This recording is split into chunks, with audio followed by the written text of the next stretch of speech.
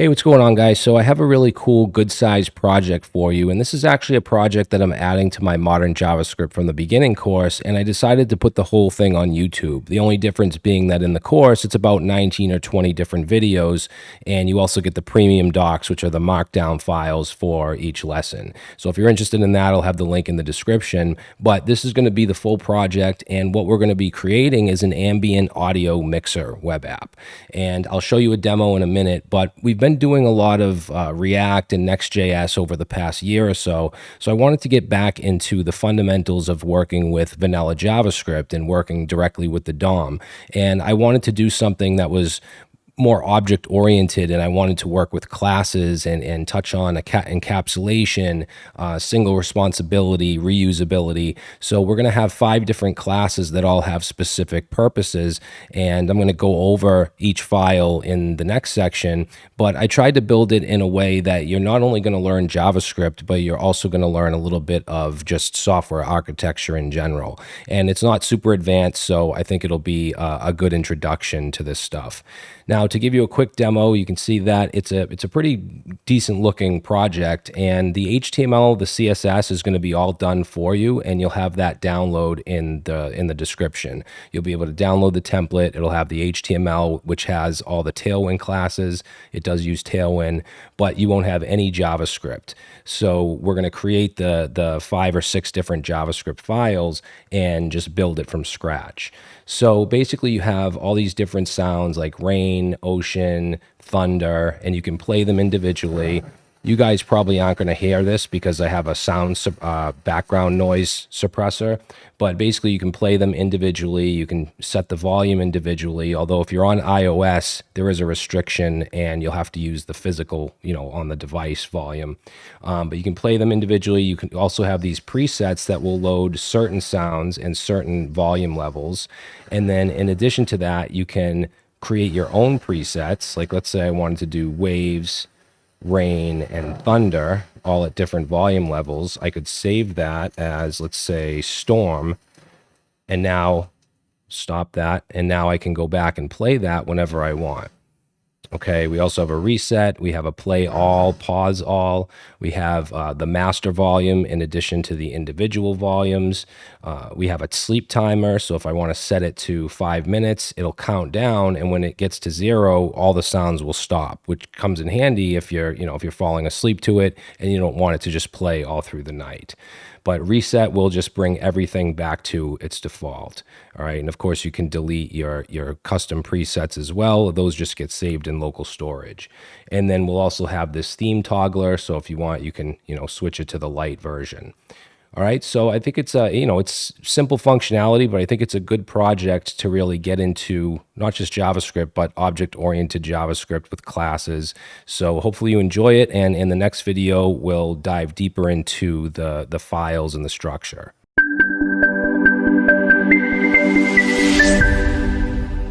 All right, guys, so before we get into the code, I just want to go over the architecture and just the basic structure at a high level, just so you understand what we're building and why. First off, we have the app.js. That's obviously going to be the entry point. That's where everything is orchestrated. That's the only JavaScript file that's going to be in a script tag in the HTML, and then everything else will be imported from, into that file and used in that file. And then we have the Sound Manager.js, which will manage individual audio elements. So basically anything that has to do with the HTML5 audio API, so playing, pausing, setting the volume, anything like that is going to go in the Sound Manager. We're also going to have a property that holds it's going to be a map data structure that holds our audio elements. And a map data structure is basically just unique key value pairs, where the key will be the ID and the value will be the audio element itself. Then we have UI.js. That's going to manage, obviously, the user interface, any DOM manipulations, if we're adding and removing classes or DOM nodes, whatever it might be, anything to do with visual updates will go in there. Preset manager, so this has to do with custom presets. We'll be able to play a bunch of sounds, set them at certain volumes, and save as a mix or a preset, and they're going to go in local storage. So preset manager will basically be the managing of those presets to and from local storage. Timer.js is going to be a self-contained timer with callbacks, so it'll basically take in an onComplete and an onTick callback in the constructor for updates and completion. And then SoundData.js is the only one that's not a class. This is just going to be an array of sounds, or sound objects, as well as the 3 default presets. So you can kind of think of this as like our mini database. All right, so some key design patterns used here. We have the module pattern. Obviously, we're using ES6 classes. Each file will export a class that the app.js can import and then use, and then we'll have direct instantiation. So in the ambient mixer class, which is the main app.js class, it'll create its own dependencies in the constructor and will initialize the sound manager and the UI class and the preset manager, all that stuff. Then we have a state management pattern. We'll have centralized state. Basically, we'll have a current sound state object. I know it says current sounds there, but it's going to be called current sound state. And that's basically anything that's playing. And the key will be the sound ID, and the value will be the volume level. So we're using an observer-like pattern. It's not a strict observer, but basically the UI updates are triggered by state changes. We have a callback pattern, so the timer will receive callbacks, as I said, on complete, on tick. Then we have event delegation, so where we have multiple elements that are going to have an event listener, instead of adding an event listener on each one, we'll have a single listener on the document listening for clicks, and then we'll handle it from there. All right, so why this structure works so well: it's scalable, it's easy to add new features without modifying existing modules, it's testable if you're going to write unit tests, maintainability, there's clear boundaries, makes debugging and updates straightforward, performance, so we have event delegation, we have efficient data structures, reusability, if you wanted to use like the timer or the sound manager in other projects, you could do that as well. All right, so that's it. Let's go ahead and jump in and set up our template. All right, guys, so we're going to jump right in. You're going to have a download for a template. And if you're watching this on Udemy or on traversymedia.com, you'll have the download in this video. It'll be a link, download the zip file. It'll have the template and the final version. If you're watching on YouTube, because I will be putting this project on YouTube, you should have the download in the description. It might be the repo to the final project with the template, or it might be the template separate. I'm not sure how I'm going to do it yet. But once you do that, you'll have a file called ambient-sound-mixer-template, and you're going to want to open that in your editor. So I'm using VS Code, and let's see, I have it on my desktop. And I would suggest renaming it. Just get rid of that template and then just call it Ambient Sound Mixer, and then we'll open that. All right, so what this is going to have in it is going to be your index.html, which is obviously all your markup, and we're using Tailwind, and I'm using the Tailwind CDN, which is not something you would really do in production, but that's fine. We're not focusing on any CSS or Tailwind or anything like that. This just gives us an easy way to use it. And you can see down here we have all of our classes, Tailwind classes. We also have a custom styles CSS, which is in the CSS folder. And then just all of our HTML. Now we can open this up. Now I'm using Live Server, which is a VS Code extension, so I can just click Go Live here, or I can right click and say Open with Live Server, and then that's going to open the UI. Now we're not going to see any of the sound cards because those are dynamically rendered in JavaScript, but you will see the controls, so the master volume, the timer, play all, reset, you have the theme toggler, and then the presets at the bottom. And ultimately you can save your own preset, so this will open up a modal where you can name it and so on. Now I do want to mention, if you're using iOS doesn't allow direct manipulation of the volume through the app, so the slider here won't work as well as the individual ones, so you have to use your physical device volume. But if you're in the browser on a desktop or whatever, then the master volume and each individual one should work just fine. All right, so what I want to do now is create our JavaScript files, because your JavaScript folder is empty. And you also have this audio folder with all your MP3s. And I also have just a README and a screenshot. I don't know if I'm going to include those in you guys' version. But in the JavaScript folder, let's go ahead and create, first off, our app.js. That's going to be our entry point. And I'm just going to create all the files now, even though we're not going to, get to some of them till later. So then we're going to have a sound manager.js that's going to take care of our individual sounds. And then we're going to have the preset manager, which is going to handle saving and loading presets from local storage. We have our UI.js. That'll be our UI class to deal with the DOM and deal with anything visual in the user interface. We'll have our timer.js. That's going to have to do with our sleep timer. And then we'll have our sound data.js, which is going to hold an array to all of our sounds and our default presets. Okay, so those are the main files. Now in the index.html, you want to make sure that you add a script tag down at the bottom that links to your main app.js. So right here, we can replace that with, let's say, script source, and we want to go to ./js/app.js. Now I'm going to actually load this as a module. We can do type and set that to module. Okay, so we can use, ES6 modules now within the browser without any tooling. So that's the only script that we'll actually need to load in the HTML. So we can close that up, and I'm going to close all these except for app.js and sound data. So in the next video, what I want to do is add all of our sound data. So we'll create an array, also our preset object, and then we'll start to work on our main class in the app.js.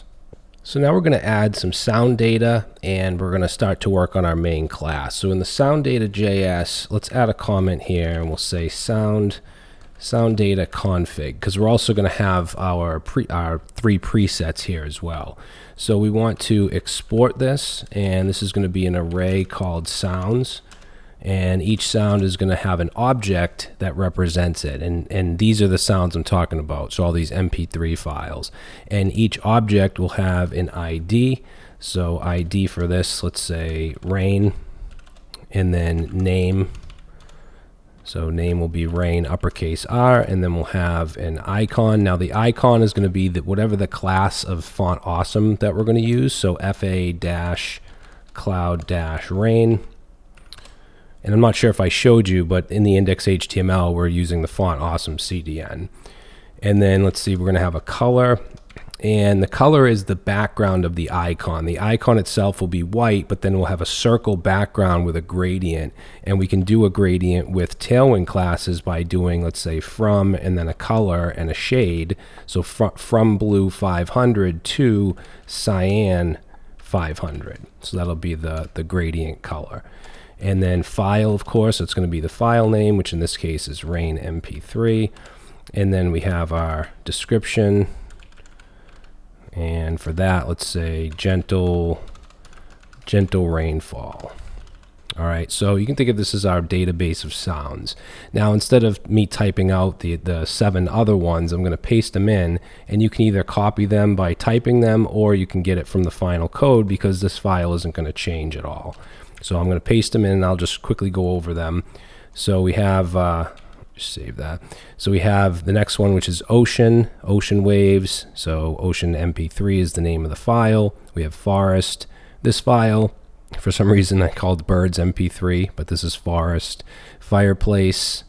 We have thunder, wind, cafe, which is the coffee shop, and then night. All right, so those are all the sounds. Now, again, we also want our presets. And when I say our default presets, I mean these 3, focus, relax, and sleep. We'll be able to save our own custom presets with whatever sounds we want, but these 3 default ones are going to come from that file. So let's go under the array. Make sure you go under the brackets here. And let's say default preset config. And for this, we're going to export, and let's say const default presets. And this is actually going to be an object, and it's going to have a key for each one. So focus will be the key for this one, and it's going to have name. So for name, let's say focus. Actually, we want uppercase here. And then we'll have the icon, which again is going to be the font awesome class. So this one will be fa-brain. And then we'll have sounds, and this will be an object with the sound ID as the key. So let's say rain, and then the volume we want as the value, so 30. So I'm going to do rain 30. Let's do cafe 20, and let's do wind 10. Okay, now the other two I'll just paste in because, again, same format, just different data. So after focus, which ends right here, we'll put a comma. I'll paste these two in. So we got relax, which has the sound of ocean, forest, and wind. And then we have sleep, which has rain, night, and wind at different volume levels. All right, and that's it for the sound data. So we can close that up. Now we're going to bring those in to our main app.js. So let's bring in, what do we got? Our sound, it's going to come in from /sound data, and we're going to bring in the sounds array and the default presets object, which we'll use that later. All right, now this app.js is going to have our main class, which we're going to call ambient mixer, which is basically the name of the app. And then we're going to have a constructor, and this is where we want to, we'll say initialize dependencies, and let's say default state. Okay, so let's say constructor. All right, and we're going to have a few different properties in here. I do want to just do a console log though, and we'll get rid of these later, but just to show that that it's running. So we'll say initializing state, and then let's do this dot sound manager. Now these properties are going to be instances of the classes we create. So for instance, this sound manager ultimately will be like new sound manager, but for now, since we don't have that yet, we're just going to set it to null. Same thing with the UI class. Right now we'll set it to null. We have this dot preset manager null. Then we got the timer, so timer class, set that to null. And then for the state, we're going to have current sound state, and this is going to be an object that's going to have the whatever current sounds are playing. And then we'll have an is initialized, which obviously will be false to begin with, but then once we call the init method, which we're going to add next, that'll be set to true. Okay, just so we know that it's been initialized. So let's actually add that next. We'll say init, and this is going to have a try catch. In the catch, so if something goes wrong, then we're going to say console.error, and let's say failed to initialize app, and then I'll also put the error. Okay, and then in the try, let's just do a console.log for now, and we'll say initializing app. And what I'm going to do is just simply set is initialized to true. Okay, and then we'll do a whole bunch of other stuff here, but that's what we want basically at the very end.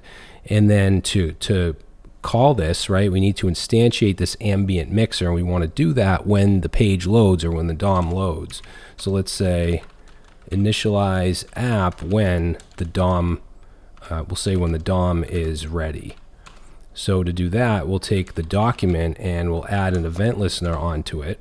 We want to listen for DOM content loaded, and when that happens, we'll have a function where we'll go ahead and initialize our app with, say, new ambient mixer.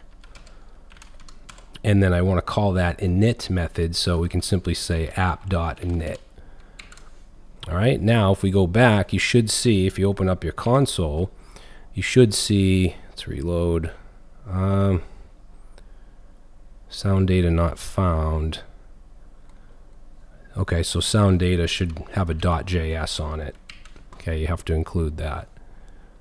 So now we see initialize state and initializing app. So we know the constructor ran, we know the init ran.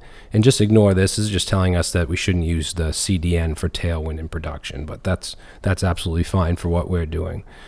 All right, so now that we have those defined, what I'd like to do next is start to work a little bit on the sound manager, because we want to be able to load a sound, right? Any of these audio files that we want to play, we need to be able to get them and load them. So that's what we're going to work on next. We have the main ambient mixer class with the constructor. We started the init, and we have our sound data. Now we're going to start working on the load sound method in the sound manager, which is going to load up a single individual sound file. So let's create a class here. So we're going to export a class of sound manager. Oh, we want to have uppercase S here. So we get sound manager class, and then we're going to have a constructor. And in that, we're going to have one property called audio elements. And this is just that. This is going to be a map data structure. So we want to say new map. And a map in JavaScript is basically it's unique key value pairs. And the way this will work is the key will be whatever the sound ID is, like rain or wind, and then the value will be the actual audio element. All right, because when we insert these into the DOM, they're going to be actual audio elements or audio tags that look like this, that have a source that point to the file. But we need to construct this within JavaScript. And then we're also going to just have an is playing, and that's going to be a Boolean. That's obviously false to begin with, but if anything is playing, whether it's one sound or all of them, this will be true. And then let's just do a temporary console log here, and we'll just say sound manager. We'll just say sound manager created. All right, and then we're going to have the load sound. So let's just put a comment here, and we'll say load a sound file. So load sound, and then this is going to take in two things: the sound ID, and then the file path to that sound, which are all in the audio folder. And for now, let's just do a console log, and we'll do some backticks. We'll say loading sound, and then we'll put the sound ID, and then say from, and then we'll put the file path that's passed in, and then we'll just return true for now. Okay, so now I want to bring this sound manager into my main app.js. So let's say import. This is going to be from /soundmanager.js. Make sure you put that extension on there. And we want to bring in the sound manager class. All right, then we want to come down. We can actually get rid of this this console log on the constructor here. We want to come where we have the sound manager equals null, and we want to change that now to initialize a new sound manager instance. Okay, which will then be set to this property. And then let's call the load sound in the init, and we can get rid of this console log as well. And I'm just going to go right here, and let's say this dot sound manager dot load sound, and we'll just pass in, we'll just hard code the ID of rain and the file path of audio / and then rain.mp3, which is a real audio, is a real path. So if I save that now and we come back to the browser here and reload, we should see sound manager created, and we should see loading sound rain from audio rain mp3. Now we're not actually loading anything yet, we're just logging it. So now let's continue on with load sound and actually load a sound. So I'm going to just get rid of these. Actually, we'll get rid of this. And then let's do a try catch. And in the catch here, so if there's an issue, then I want to do a console. We'll do console.error, and let's say we'll put some backticks in here and say failed to load sound, and then we'll put the sound ID. Oops, sound ID, and then let's just return false. Okay, then up here in the try, we want to create the audio element. So I'm going to say const audio, and we can use the audio constructor, and then we can add properties onto that. I want to add a source, and I want to set that equal to the file path. Okay, so we're setting the source on that audio tag. And let's also set audio.loop, set that to true, because some of these sounds might only be 5-10 seconds. You obviously don't want it to stop after. If it's a sound of rain, you want it to keep looping. And some of those sounds are like 10 minutes long, some are less than a minute. And it doesn't really matter if they're going to loop and if they're kind of the same thing over and over, like rain or wind. And then let's do audio.preload, and I'm going to set that to metadata. Now the reason I'm doing this, because you could do auto, which if you do auto, it's going to make sure it preloads all the audio before anything.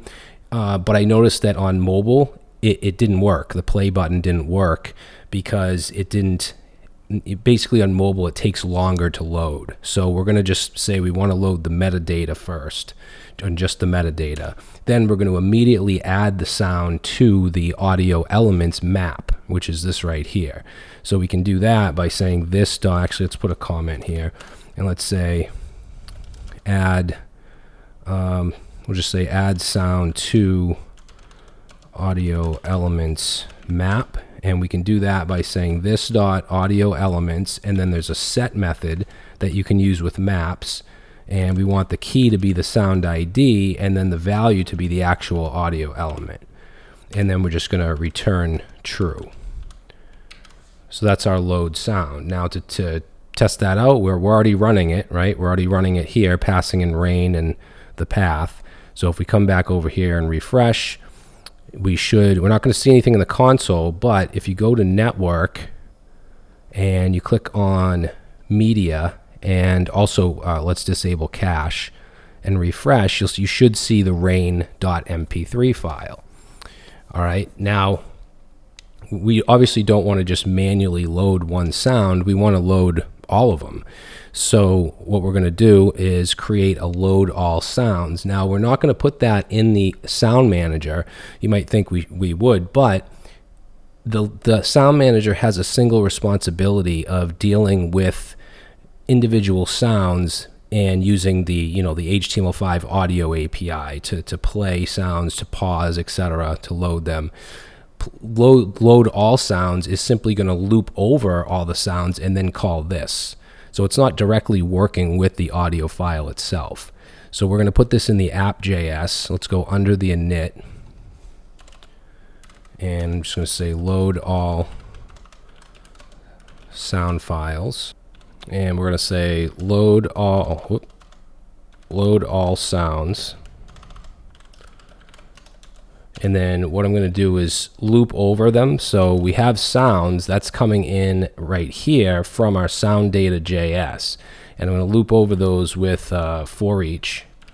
And then we'll pass in our callback. And let's say for each sound, then I'm going to get the, let's say, const audio URL. And I'm going to set that to set up backticks. And we know that it's going to be in the audio folder.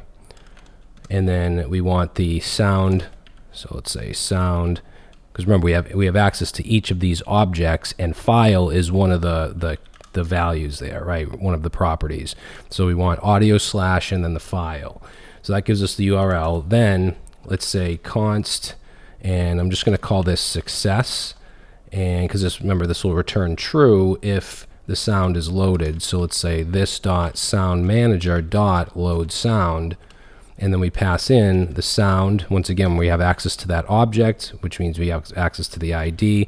And then the path is going to be the audio URL, right? And then we'll just say if not success, then let's do a console.log, or we'll do a console.warn. And let's put some backticks in here and say we'll say could not load sound : and then we'll put the sound, let's do the sound name, and then we'll say from, and then the audio URL. Okay, now what we want to do is call this load all sounds instead of just load sound from the init. So let's get rid of this, and we'll say load all sound files. So we'll just say this dot load all sounds. Okay, we don't have to pass anything, nothing goes into that. And again, it just loops over the sounds, get the URL, call load sound, passing in the ID and the URL, and then check for success. So let's save that. Let's go back to the browser now, and you can see right away in my network tab, all the sounds are now being loaded. Okay, we're not playing them or doing anything with them just yet, but the sounds are being loaded. We haven't put the audio elements into the DOM yet. So before we even get to that, before we do anything with the UI, I want to create some more sound manager methods, such as play, pause, and set volume, and we'll do that in the next video. Okay, so now we're going to add a few more methods to Sound Manager. We want to be able to play, pause, and set volume. And we're not going to be able to test with the UI just yet because we haven't done anything with that, but I'll show you how we can actually test within the browser console. So I'm going to get rid of the console log here in the constructor. And yeah, so let's go under load sound, which ends right here. So let's say play a specific sound, and we'll call this, actually this is going to be asynchronous because the play method in with the HTML5 audio API is asynchronous. So let's say async, and we'll call this play sound. It's going to take in the sound ID so we know which one we're playing, and then we're going to get the audio element from this dot audio elements, and we can use the get method and pass in the key, which is going to be the sound ID. So that'll get us the specific sound that we want to play. And then let's just say if audio, then I'm going to do a try catch. And in the try, what we'll do is await on audio, on the audio element we want to play with the play method. And then I'll just do a temporary console.log, and let's say playing, we'll just say playing colon, and then we'll put in the sound ID. Okay, and then underneath that, I just want to return true. And then here in the catch, we'll do a console error, and we'll just say failed to play, and then whatever that sound ID is, and then we'll also show error. Okay, and then we just want to return false. All right, so pretty simple. That's our play sound. Now we want to add the pause sound, which is going to go right underneath. So that ends right here. Make sure you're still within the class. And let's say pause a specific sound. And this is going to be called pause sound. And that's also going to take in the sound ID. So to pause the sound, again, we're going to get the audio element same way with this dot audio elements dot get, pass in the sound ID. So now we know which one we want to pause. And let's just do a check here. I'm going to say if audio, and I'm also going to say and if not audio dot paused. Okay, so there's a property on the audio element called paused, which if it's not paused, then we know it's playing. So we're just checking to see if it's playing, and if it is, then we're going to call audio.pause, which is a method. Okay, so paused doesn't have parentheses because it's a property. Pause is a method, so it does have the parentheses. And then let's just do a console log, and we'll just say paused, and we'll add in here the sound ID. And I forgot my backticks. All right, and yeah, that's good for the pause. Now I also want to add a set volume, so let's come right below that, and let's say set volume for a specific sound, and it's going to be from 0 to 100. That's going to be the level, and we're going to call this set volume. And this is going to take in two things. It's going to take in the sound ID, so we know which sound we're talking about, and the volume level. And then same thing, we're going to get the audio element. So this dot audio elements dot get by the sound ID, right? And then we're going to check if not audio. Then let's do a console dot error, and we'll just say sound and then the sound ID, and we'll just say it's not found. And then we want to return false. And we want to go after that if statement. So if it is found, then we're going to convert, let's say convert 0 to 100 to 0 to 1. Now the reason we do this is because the volume that's actually passed into the audio element is going to be a decimal from 0 to 1. However, I want to pass in 0 to 100, so that means we have to just do the conversion. So we're going to say audio.volume. Okay, it has a property called volume. We're going to set that to the volume that's passed in, which is going to be between is going to be between 0 and 100, so we just want to divide that by 100. And then let's just do a console log here, and we'll just say volume 4 and then the sound ID, and then we'll just put a colon here, and then let's add the volume. Okay, and then we want to return from this true. Okay, so now we have our three methods: play sound, pause sound, and set volume. Now what we're going to do is test this out. So let's actually, you know what I'm going to do is show you what happens if we try to test this by just calling it in the init, because that's not going to work. So I'll go in the init here after we load the sounds, and I'm just going to say try to play. We'll say try to play rain, and this will fail, and I'll show you why in a second. So sound manager dot, and then we're going to set the volume, and we'll set volume. Remember, it takes in an ID of rain, and then a volume. We'll do 30, and then we'll play it. So, and that's going to use await actually. So await this dot sound manager dot play sound, and that takes in the ID as well. So we'll say rain, and since I'm using await here, I'm going to make this async. All right, so let's see what happens if we try to run this. I'm going to open up my console here, and right away you see volume for rain 30. Failed to play rain. It says not allowed error. Play failed because the user didn't interact with the document first. So in order to play a sound, you can't just have the page load and then have it just play. Chrome doesn't allow you to do that, because I mean, if you could imagine, you don't want to just go to these different websites and things start blasting through your speakers. You have to have some kind of audio interaction first. So obviously later on, when we get to our UI, we'll have the play buttons on each sound. We'll have play all. That's a user interaction. But right now, I can't just run it when it initializes. So what we can do to test is, let's go back to our code here, and we're going to get rid of this, what I just added, and we can take off async for now. I don't think we need anything. We have anything else in there that needs async.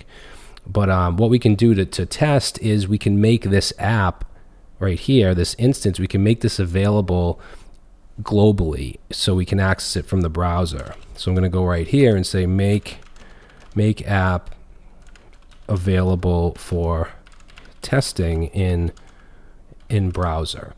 So we can do that by taking the window object, which is the global object in the client, and we're going to set window.app to app. So now I should be able to access this from actually within the console in the browser. So let's open up the console, and I'm going to come down here into the console, and let's say, let's see, how do I want to do here first? Let's just play. So I'm going to say await app.sound manager, and you can see it's actually here as a drop down, and I want to do play sound, and I'm going to pass in rain as the ID, and I'm going to hit enter.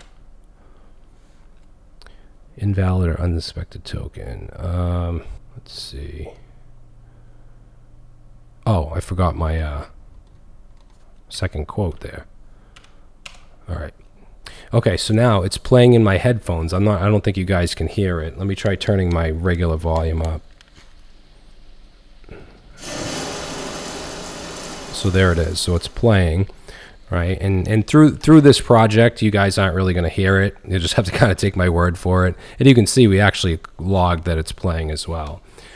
Now, if you reload, it'll stop, obviously. And what I'm going to do is I'm going to set the volume. So actually, let's clear this up, and let's say app.set, not set, we're going to say app.soundmanager.set volume. Now this takes in the ID, so I'm going to say rain, and then it also takes in the volume level, which I'll do, I don't know, 10. Yeah, so we'll do that, and then I'm going to play it. I'll just hit the up arrow. And now I can hear it in my headphones, and it's lower. It's set to 10. Now I'm going to just let it play, and I'm going to try to pause it. So I'm going to say app dot sound manager. Whoops. App dot sound manager dot, and then what is it? Pause sound. And I'm going to pass in rain, and then I'm going to play that or run that. Oh, I put in a lowercase m in sound manager, so we got to fix that. It's still playing in my headphones. All right, so let's run that, and there we go. It's paused, and it even says paused. All right, so that's how we can test to see if the play and the pause and the set volume are working, which they are. Obviously, again, not anything from the UI because we haven't done that yet, but they are playing and pausing. All right, so I'm going to get rid of the window.app. I just wanted to make that available to the browser just so we could test. Now in the next video, we want to start on the UI. All right, guys, so now we want to start to work on the UI. And right now, we can see all of our controls and stuff, but we can't see the sound cards. And ultimately, that's what I want to do in this video, is render those sound cards. So let's jump into the UI.js. And this is, again, this is going to be a class, just like the rest of our files here. So we'll say export class, and let's call it UI. And then what we'll do is we'll have a constructor, and we're gonna basically have all the elements we need to select from the DOM, where we're gonna add event listeners to them and do certain things with them. We're gonna add those as properties here, and I'm going to initialize them first in the constructor as null, and then what we'll do is we'll have an init as well that will then basically just set those properties to whatever element in the DOM using query selector or get element by ID.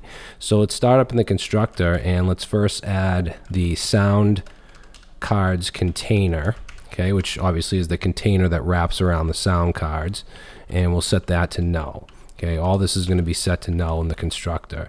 Then we're going to have the master, let's say master volume slider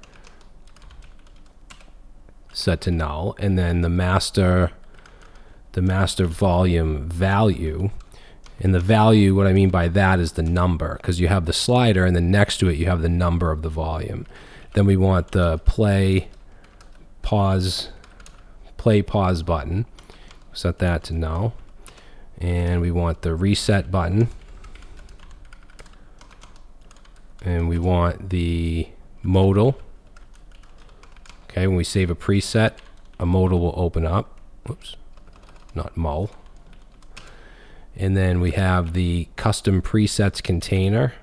So custom preset or presets container.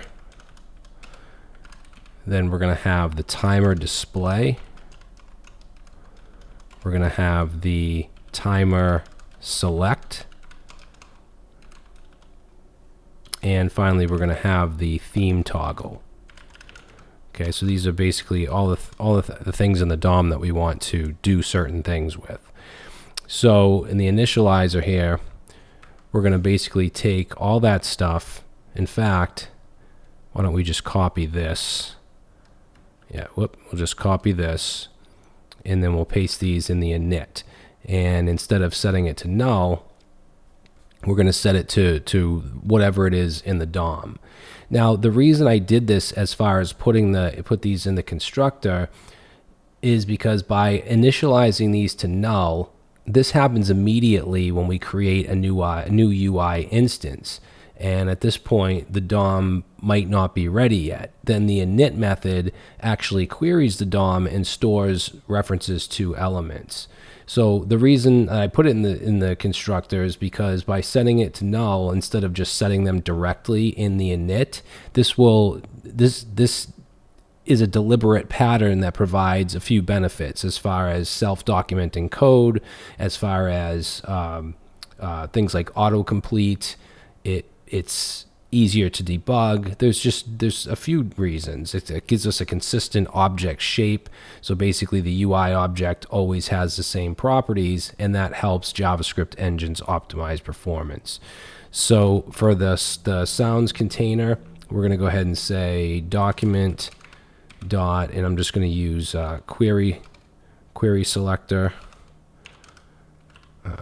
can't type here. So query selector and sound cards container, we're going to use the class of grid for that. And actually, if I just show you real quick, if we just search the HTML for grid right here, because this is where the sound cards will be rendered, and the container has a class of grid. I'm not going to show you every single, element in the HTML, but just to give you an example. So we want to do class of grid. Now for the master volume slider, let's say document dot, and we're going to do get element by ID, and that's going to have an ID of master volume. Then we want the master volume value. So again, let's do get element by ID and master volume value.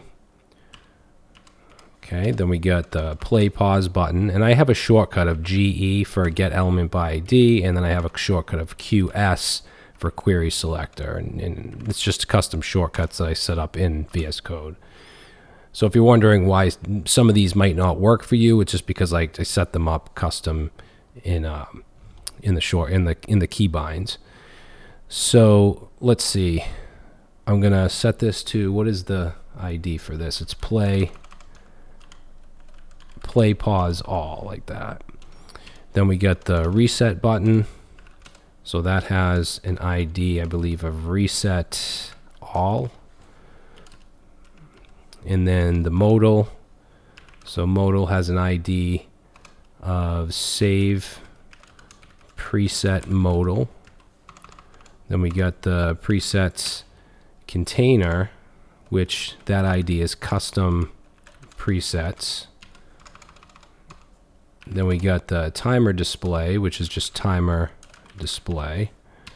Then we got the timer select, so timer select is the ID. And then for the theme toggle, that has an ID of theme toggle. Okay, so now we have our init. Now the next thing I want to do is create our sound cards. So let's go under the init. Let's say create sound card HTML, and we're going to call this create sound cards, and it's going to take in sound. All right, so basically it's going to take in an individual sound, and we want to create the element for that. And what we'll do later is we'll loop over the sounds and run this for each one. So let's create an element, a card element. I'll just call this card, and we can use document dot and then create element. So that will create an actual element for the DOM, and we pass in whatever element we want that to be, which in this case is going to be a div. Then I'm going to take that card element, which is a div, and I'm going to add some classes on it with class name, and we'll set this to some quotes here, and I want to give it a class name of sound card, and then a bunch of tailwind classes. We'll do bg white /10, so it'll be kind of transparent. And let's do what else do we want to do here? Let's do backdrop. So backdrop dash blur dash medium. We'll do rounded dash 2XL. Let's do some padding. So padding 6 all around. We'll make it relative, and we're going to do overflow dash hidden, transition all, and duration 300. So those are the classes I want to add on the actual card. And then on that card, we're also going to have a data attribute. So let's say dataset dot sound, and we're going to set that to the sound that's passed in, which is an object. We want the ID. So basically what that's going to do is on the card, so it'll be a div, and it'll have a data dash sound attribute, and that'll be set to whatever the sound ID is. All right, so if we want to get this data dash sound in our JavaScript, get it or set it, we can access it with the dataset object and then sound, or whatever you call this. If I call this let's say sound dash ID, how this actually works with dataset is you would do this sound ID camel case. You wouldn't do sound dash ID here. Okay, so just to let you know if you wanted to call it that. All right, now what we want to do is create the inner HTML, which is everything in that. So let's say inner HTML, and set that to some backticks. Now, I'm not going to type all this out because it's quite a bit of HTML. You can copy it if you want, or you can get it from the final code, but I'm going to paste it in and just go over it real quick. So we have just a div. We're using a flex class, so it's a flex box. We have the sound icon and the name, right? So right here, sound icon. Remember, we have icon as a property in the sound object, as well as the color. That's where that background gradient comes in. Then the name, the description. Here we have that data sound attribute set to the ID, volume control, and we have the volume bar visualization as well. All right, now we just want to make sure we return that. So underneath that inner HTML, which ends right here, we just want to make sure that we return the card. Okay, so that's our method. Now we're going to render, we want to render all these. So I'm also going to add a method here under create sound card to render all sound cards.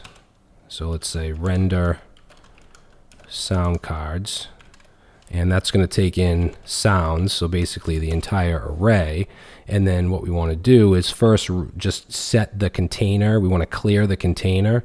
So if anything's in it, just clear it. And we can do that by setting this this.sound cards container, and then set the inner HTML to just nothing.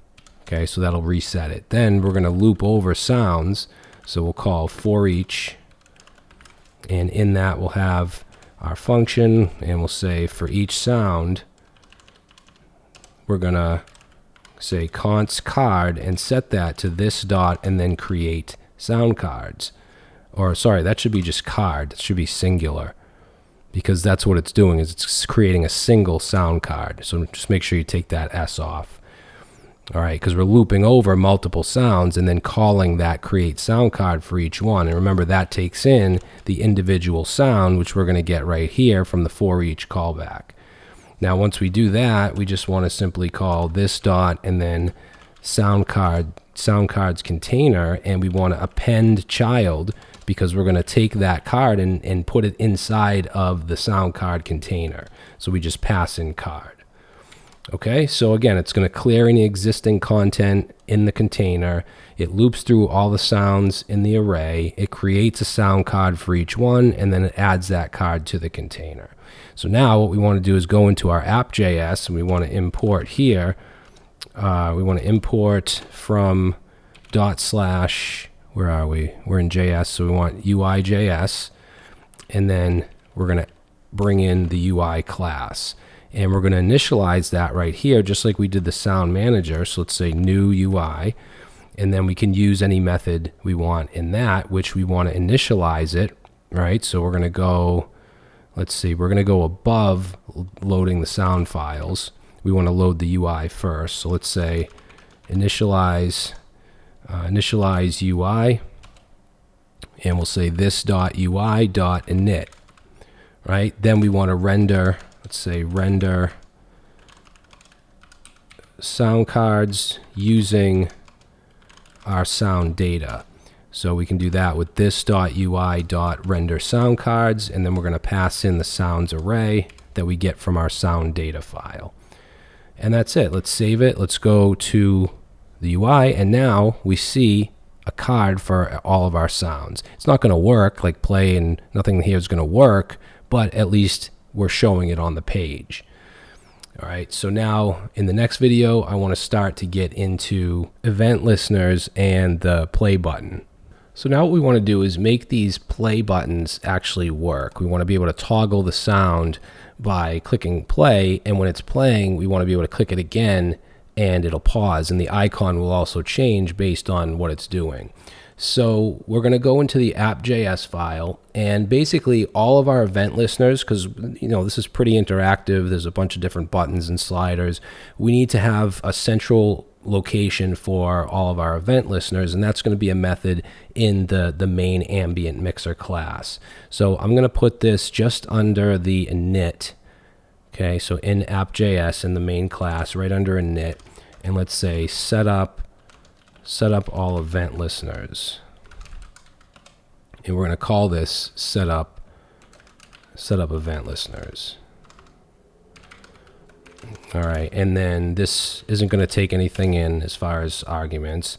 Let's say we want to handle, let's say handle all clicks with event delegation. Now, what I mean by that is when you have multiple, I know a lot of you guys probably know what event delegation is, but if you have multiple elements that you want to add event listeners to, in this case, these play buttons, you don't want to simply add an event listener onto each individual one, especially if these are dynamic. You know, these are getting inserted with the JavaScript. There could be, you know, one play button, there could be 10, there could be 100. So what we want to do is use event delegation, where instead of putting the event listener on the button itself, we put it on something above it. In this case, I'm going to put it on the document itself. So when we click on the document, that fires off, and then we can check if it's the play button that's being clicked. If it is, then we go ahead and we proceed to do whatever we want to do when that's clicked. All right, so let's go ahead and jump back into here, and let's say we're going to say document dot and then add event listener, and we want to listen for a click. And remember, this is a click on just the document itself, not any specific element. And then we're going to have our callback, and we'll pass in the event param here because we're going to need that to check what actually was clicked. And yeah, I think that should be good. I don't think we need to make this asynchronous just yet. If at all, I actually forget. So I want to check to see, let's say check if a play button was clicked. What's actually a play pause button. So the way we can do that is by checking if that event, we're going to grab the target. Now the target is the element itself, right? If we click on the play button, it's going to be the button itself. We want to check closest, which is a method where we can check for the closest element of whatever type. In this case, let's say a class of play BTN, because that's the class that it has, the button we're looking for. So if that's true, then we need to play or toggle the sound, and we need to know what sound that is.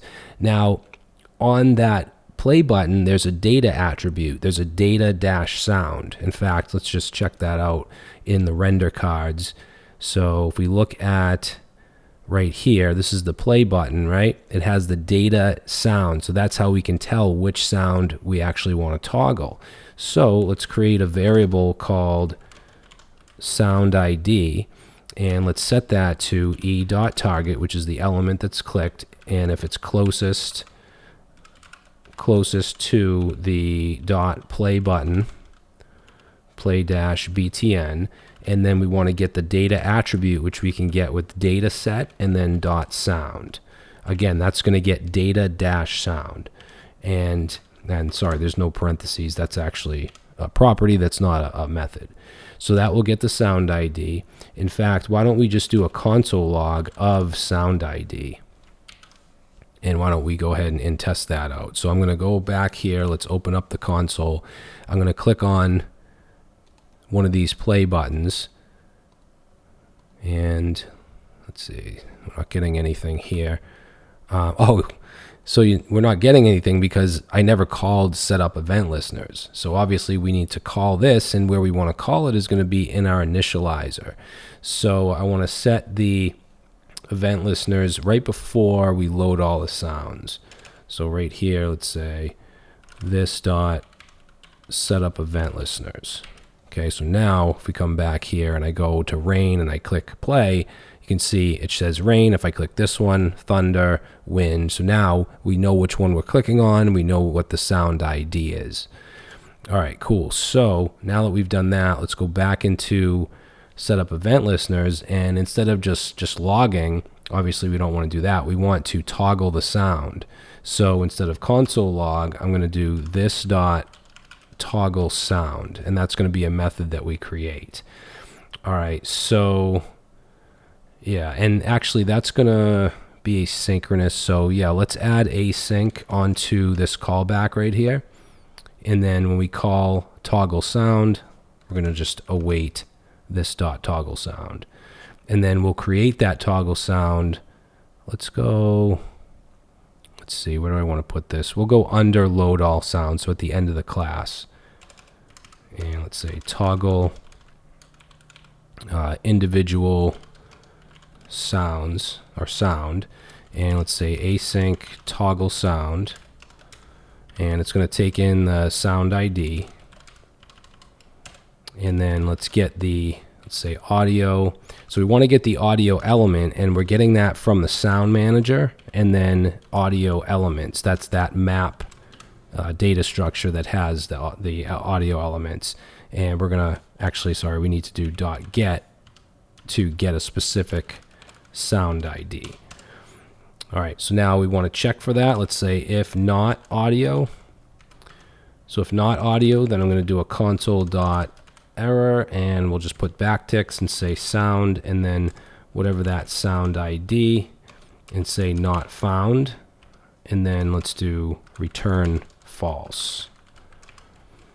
And then under that if, we're going to check to see if it's paused. So if audio.paused, which is a property, then we want to play it, right? Because in this case, the sound is off.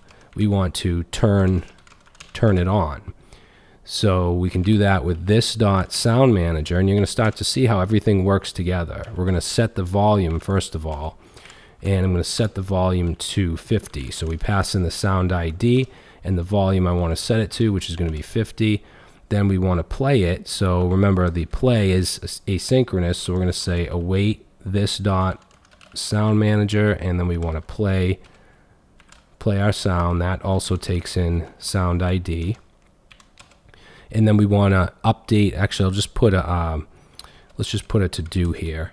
So we want to update, yeah, we'll say update sound or update play button. Because if it's playing, then we want it to show a pause icon. And that's going to be in a separate function that we'll create in a minute. Now we want to have an else.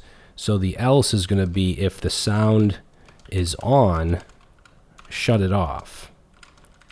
So pause it, right?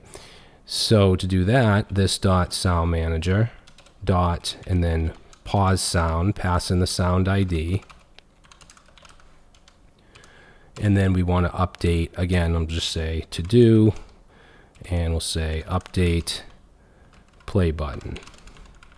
All right, so we should be able to run this. Let's go ahead and try this out.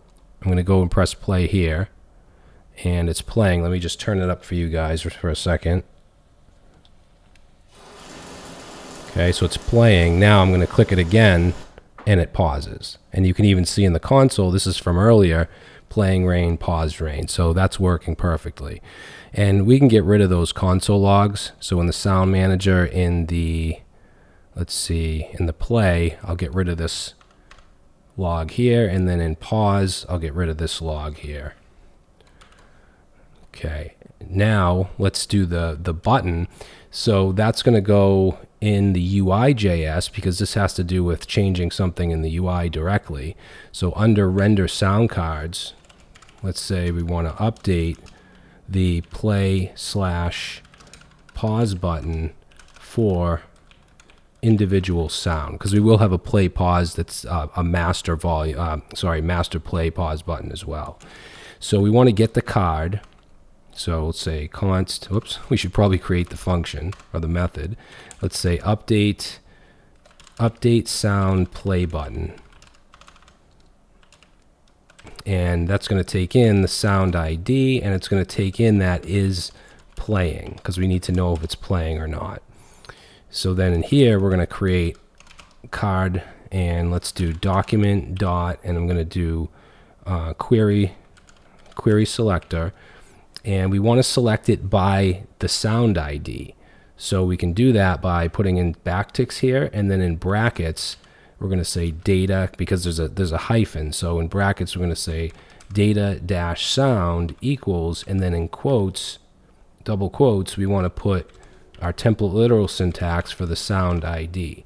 So that'll actually select the card based on the sound it's playing. Then let's check for card. Whoops.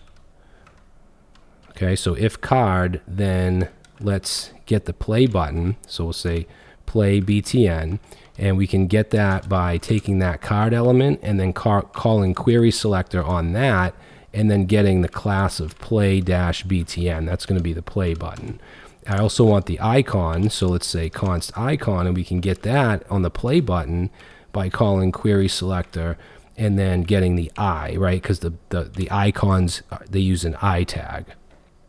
Now we want to check to see if is playing is true, and if it is, that means we want to remove the play icon, right? Because you want to show a pause icon. So let's say icon dot and then class list, and then we're going to remove a specific class of fa-play, right? Because now that it's playing, you don't want to show the play button. We also want to add the pause, so I'll just copy this down, and instead of remove, let's say add, and let's add the fa-pause icon. And then I'm also going to add a class of playing that we'll need later. So let's say class list dot add, and we're going to add playing. So if it's actually playing, it'll have that class. Then else, so if it's not playing, then we want to do the opposite. In fact, we can just copy these 3 lines here and then just reverse it, where we're going to remove the pause button or pause icon and add the play, and then remove the playing. Okay, and that's it. Now we want to call this up here where I put the to-do, or not up here, but in the app.js where I put the to-dos, right? So we have that right here. So this dot and then UI dot update sound play button, and remember that's going to take in the ID, which is going to be sound ID, and if it's playing or not. So in this case, audio is paused, which means it's not playing, so I'm going to say false. Actually, wait a second. No, we want to say true because we want it to be playing, right? It's paused right now. When we click it, it will be playing, so we put true. And then down here, I'll just copy that. And here we're going to run the same function, but except we're going to say false because it's no longer going to be playing. We're shutting it off. It's going to be paused. All right, so now let's go back and let's click play. So it's playing in my headphones, and now we see the pause. I click pause, and it shuts off. All right, so now we have that working perfectly. So in the next video, let's start to work with the volume sliders. So we want these to work. So now we're going to start to work on the individual volume sliders, and what I mean is this right here. So we want to be able to turn it up and down. This number should change according to the volume, as well as this progress right here. So this will fill up as we turn it up and down. Now again, I want to mention this again. I know I've already talked about this, but on iOS, you can't have just a regular HTML JavaScript app control the volume. So you have to use your physical device. So, I mean, you can still, use this on iOS, obviously, but you're going to want to use your physical volume instead of using the master and using these individual sliders. So if you're testing it out, just make sure you're testing on a desktop. I believe you should be all right if you're on Android as well. You should be able to use these, but on iOS, you're going to use the physical volume. All right, so first thing I'm going to do is add a new event listener, and we're working on the individual volume sliders on each sound card. So that means we need to use event delegation because there's multiple elements where we want to add these listeners. So let's go to set up event listeners. Now I don't want to put it in here because this is event delegation for clicks, and this isn't a click. This is going to be an input change, which is or the input event. That's how volume sliders are targeted.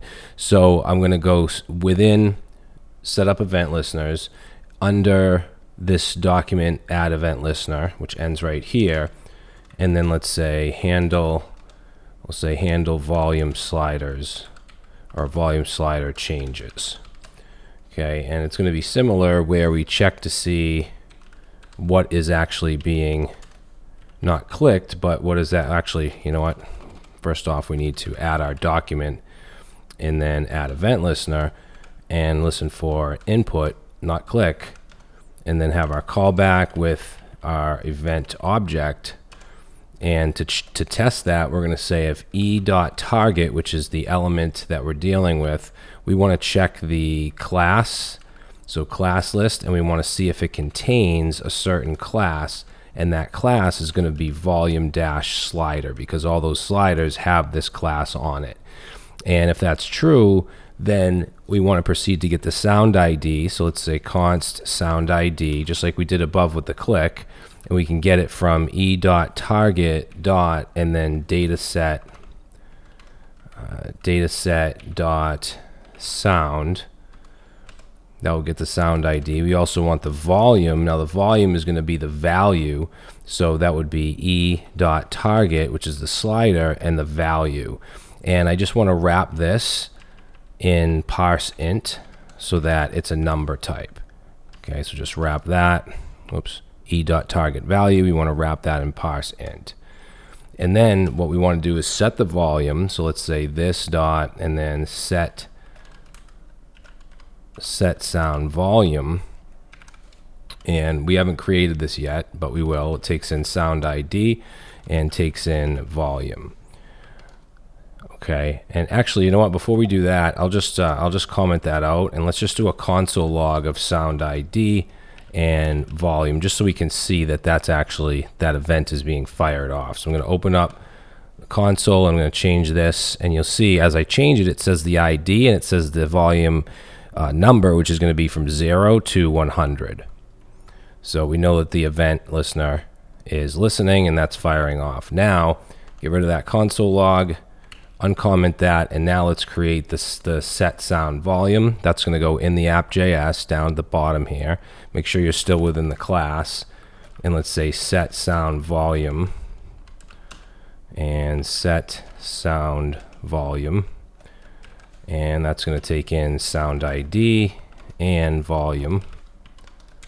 And then all we're going to do here is first update, let's say update sound volume in manager, because that's ultimately what deals directly with the volume is the sound manager. So this dot sound manager dot, and then remember we have that set volume. We created that, I think it was the last video or the one before that, and that also takes in sound ID and the volume level. Then we want to update the display. So let's say update visual display, and we're going to have a UI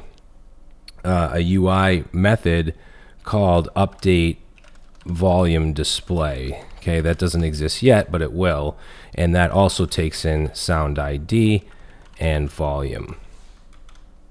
So now let's create this method, which is going to go in the UI class at the bottom. So still within the class, let's say update volume display for a sound. So just like we did, actually let's create the function first. So update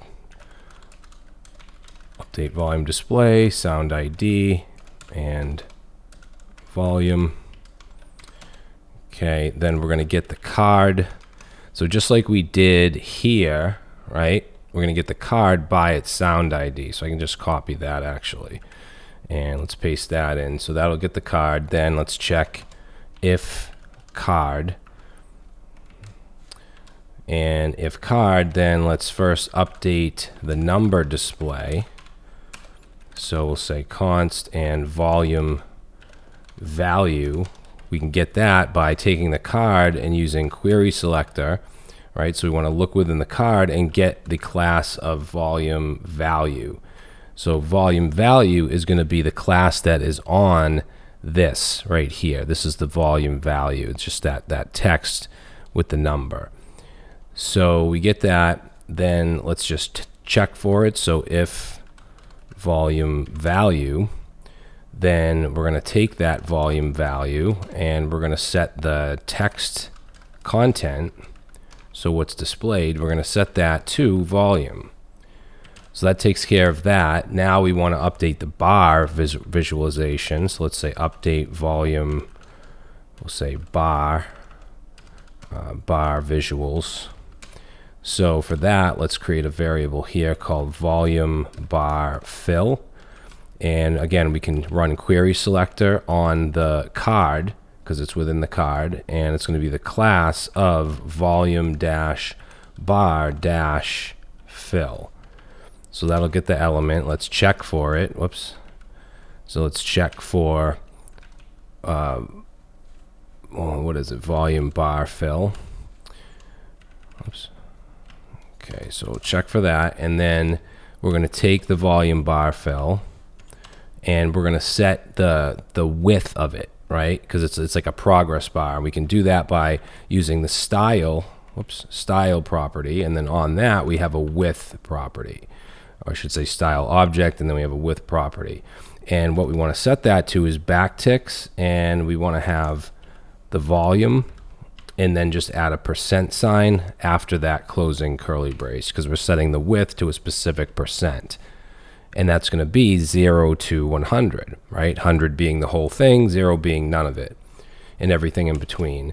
Now we want to update, let's say update slider position, and this is in case it's set programmatically. So let's say const slider, set that to card dot query selector, and what we want to get is the volume slider, and just do a check for it. So if slider, then we want to simply set the slider dot value and set that to volume, and that's it. So let's go ahead and see what happens here. So if I press play and if I move this, it's going up and down. You guys can't hear it because it's in my headphones. And you can see this is changing, so that's the value. This is changing, which is the bar. Now, let me just pause this. Now, one thing that I also want to happen is when we press play, right? Because from here it's set to 0, I press play, and I can hear it, although the value is set to 0. Okay, what the volume is really playing at is 50, as you can see right here, because that's like we hard-coded that as 50. So we want this slider to reflect that and move to the 50 position and have this show 50, have the bar show 50. So, and that's pretty easy to do. We're just going to update the toggle sound method in the app.js, right? Because when you press play or pause, that calls toggle sound, which is right here. All right, so let's just kind of go through this. We get the audio element, check for it. We're checking if it's paused. We get the current. Actually, no. So right here is where we want to get the card. So I'll go right above this, and let's say let's get the current slider value. So I'm going to first off get the card, just like we did in the other methods, where we get document query selector, and then we can select it by the sound ID, or the sound data sound attribute. So in here we'll have brackets with backticks with brackets, and then data dash sound, where that is equal to whatever the sound ID is, and put that ending curly brace. All right, so that'll get the correct card that we want. Then let's get the slider, so const slider, and we're going to set that to card dot and then query selector, and we want to get the class of volume, which we want to put a dot here. So we're getting the class of volume dash slider. All right, so that'll get the slider. Then for the volume, let's say let volume, and I'm using let because this can be reassigned, and I'm just going to parse int because I want this to be a number, and we'll get that from the slider dot value. All right, now let's go. Let's see. Yeah, we're going to go right under that, and let's put a comment here, and I'm going to say if, let's see, if the slider is at 0, then let's default to 50%.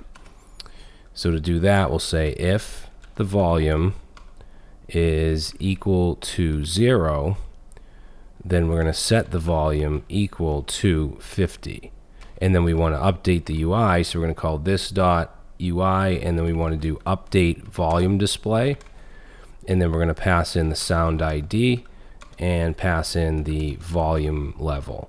So that should update that slider to what we need.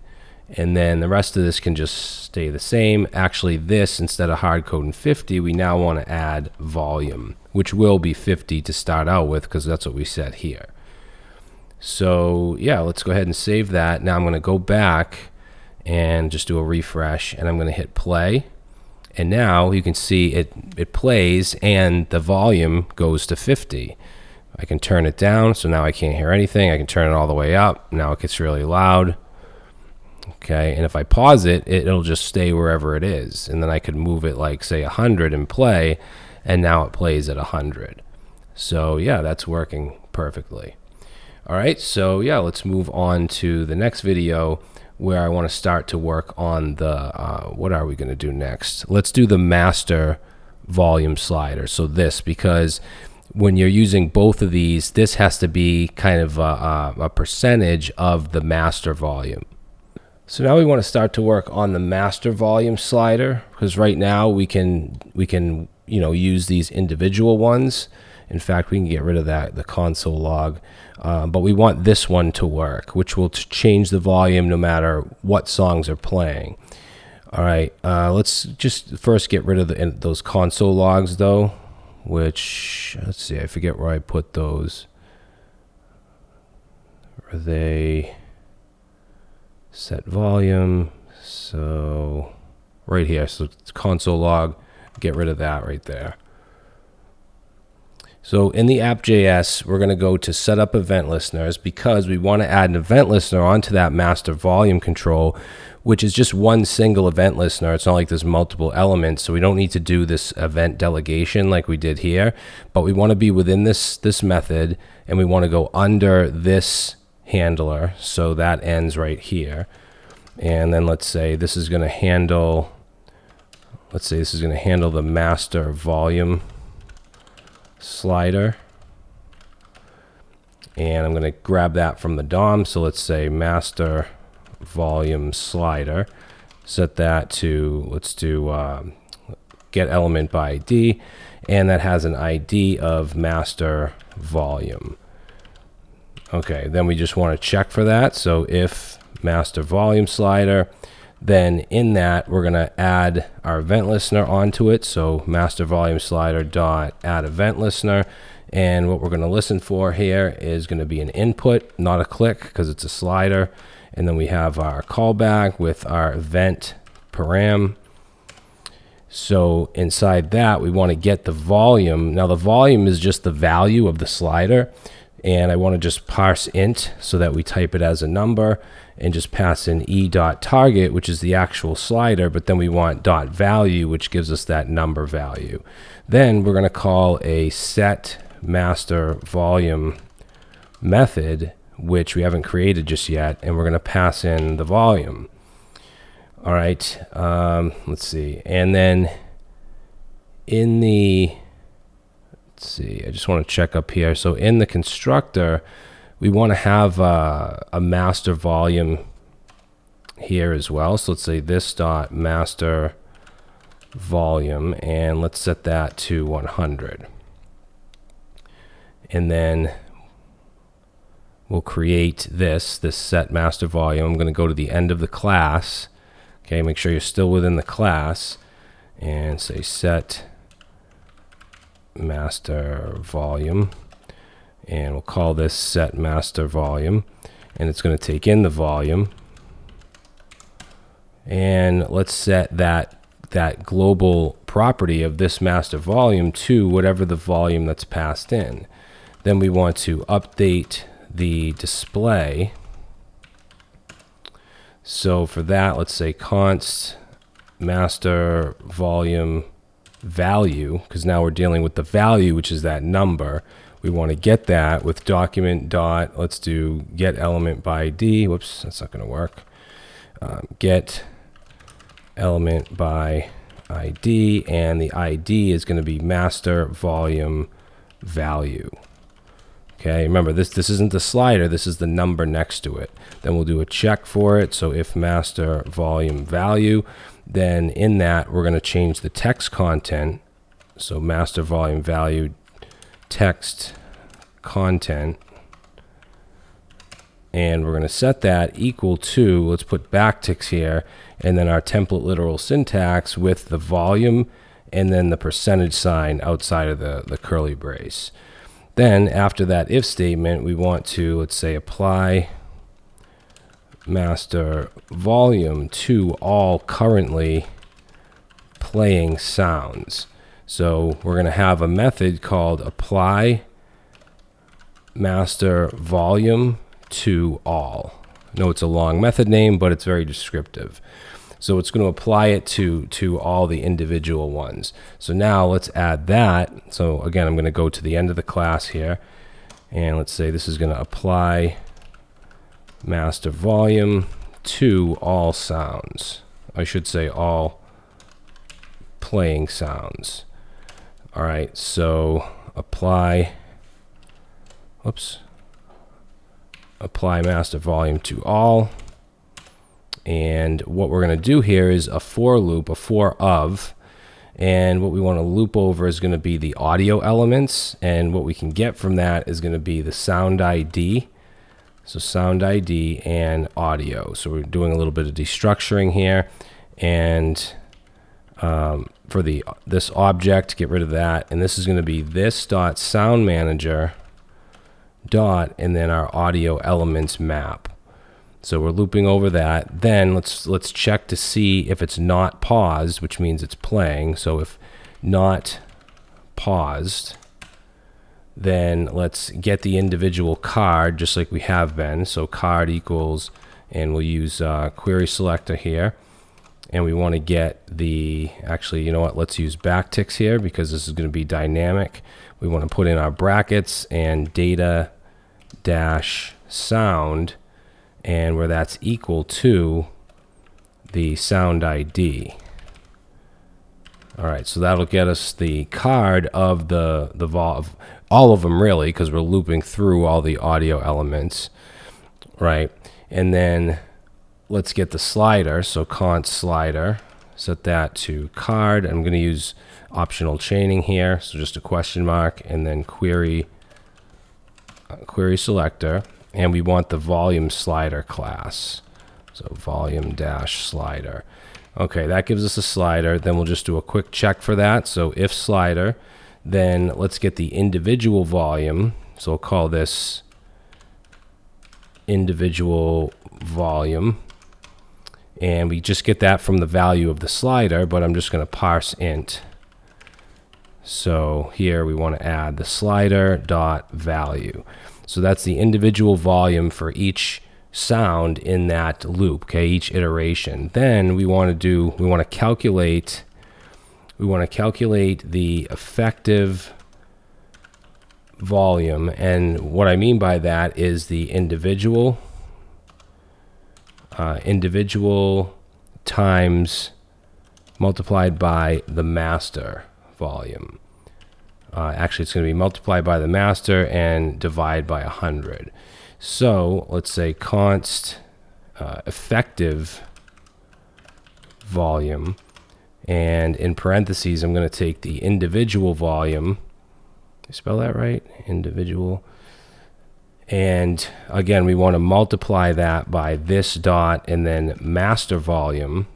And then outside of the parentheses, we're going to divide by 100. Okay, so that'll give us the effective volume. Now we want to apply that to the actual audio element. So right under that, let's say apply, we'll say apply to the actual audio element. And we can do that by taking the audio and then setting volume to the effective volume divided by 100. All right, so basically this will scale each playing sound by the master volume.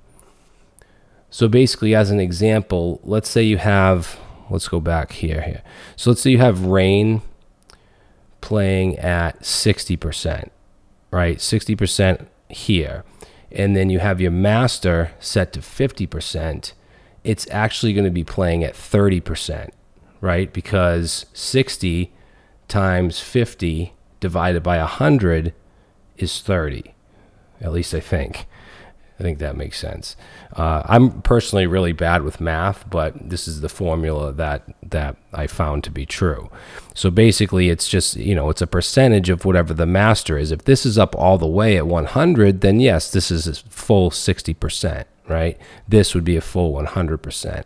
But it really matters what the master is, because if the master is at 0 and you have this at 100, it's not going to play because the master is at 0. And that's how we want this to work out. So now we want to update the, let's see, let's go to set sound volume. So right here, and instead of just setting it like we're doing, we want to get the effective volume. So let's see, can we actually replace this?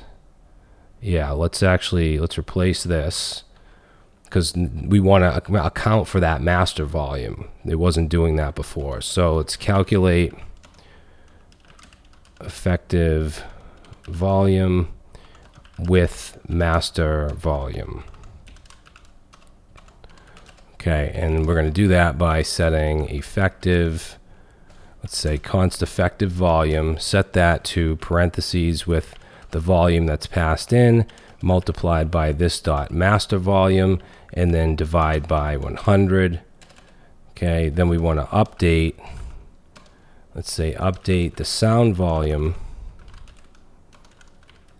with the scaled volume from the master.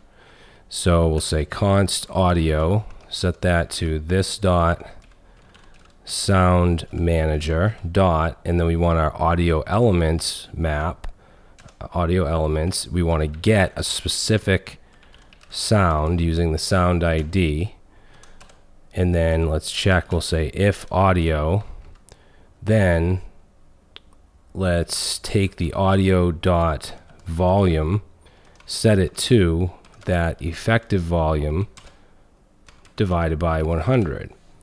Right, and then here we're just same thing. We're just going to update the volume display.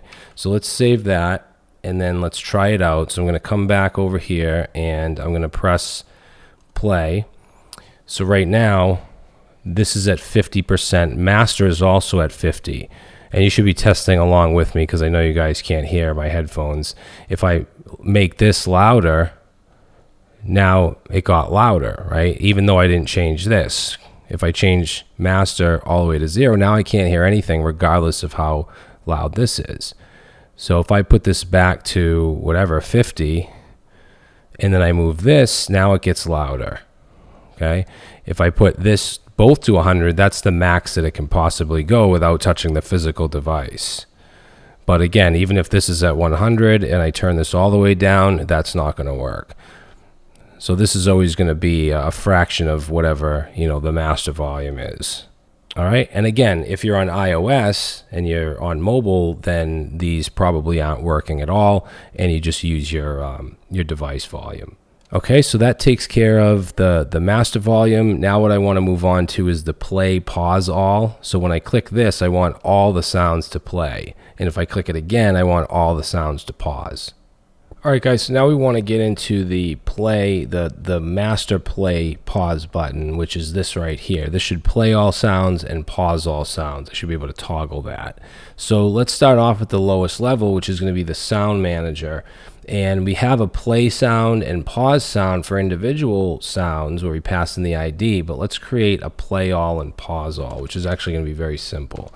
So this is going to play all sounds, and we'll call it play all. And all we're going to do is loop over with a for of. We want to get the sound ID, and we want the audio element from this dot audio elements. And then in that, we want to check to see if the audio is paused. So it has a property called pause, and if that's true, then we want to play. So then we'll say audio dot play. And then under that for, we just want to update this dot is playing. We're going to set that to true because now it's playing. So for pretty simple. And then pause is going to be very similar. So we'll just grab this, copy it down, And then let's say instead of play all sounds, pause all sounds. And let's call the name of the method pause all. And same thing, we're going to loop over this, but we're going to check if not audio pause. So if it's playing, then we want to call audio.pause, and we'll set is playing to false because now it's no longer playing. All right, so pretty simple. Now in the UI.js, we want to have a method to handle changing the button, the icon, because when we press play, it should then show a pause icon. When we press pause, it should then show a play icon. So let's come down to the bottom of the class, the UI class, and that ends here. So let's say this is going to update main play / pause button. So update main play button is what I'm going to call it, and it's going to take in is playing because it needs to know if it's playing or not. And then we want to get the icon, so we can get that by saying this dot play pause button because that's already part of it's a property of the class. And then we want to call query selector, and we want the I tag because that's where the icon is.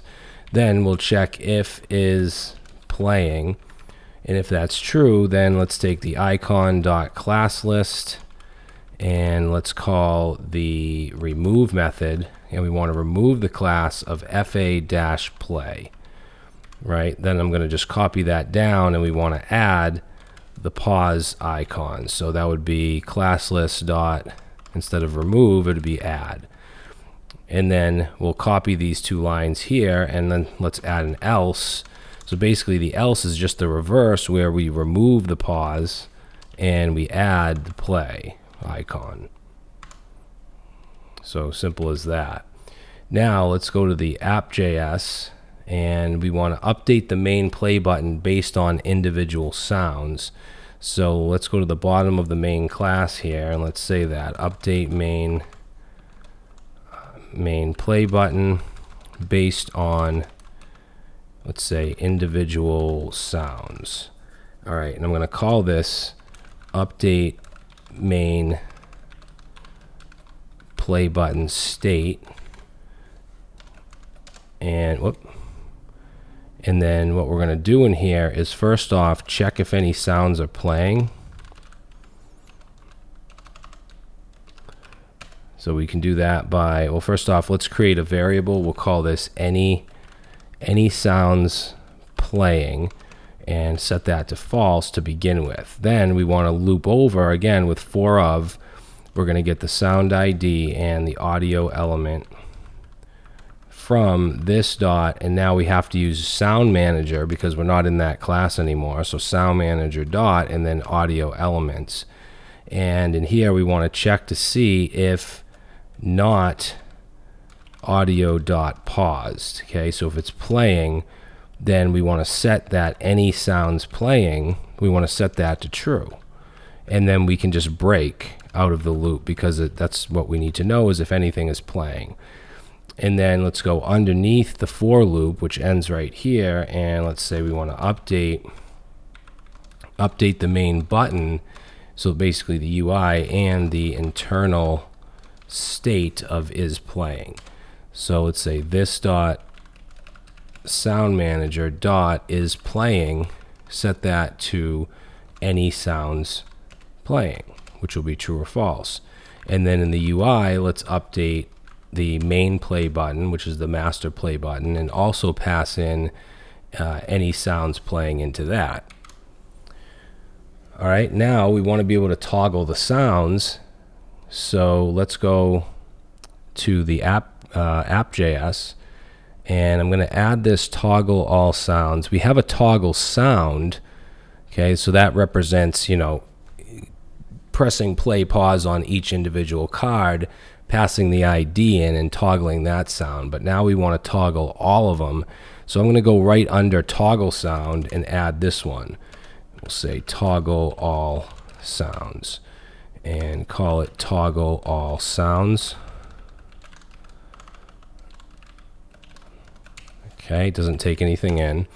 And then first off, we want to check to see if anything is playing. So let's say this dot sound manager, and you can see how everything just kind of comes together.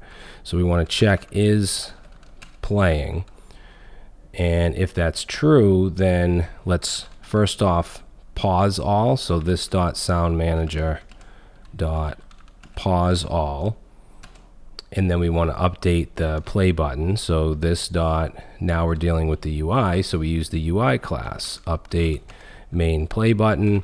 That takes in if it's playing or not. It's going to be false, okay, because we're stopping it.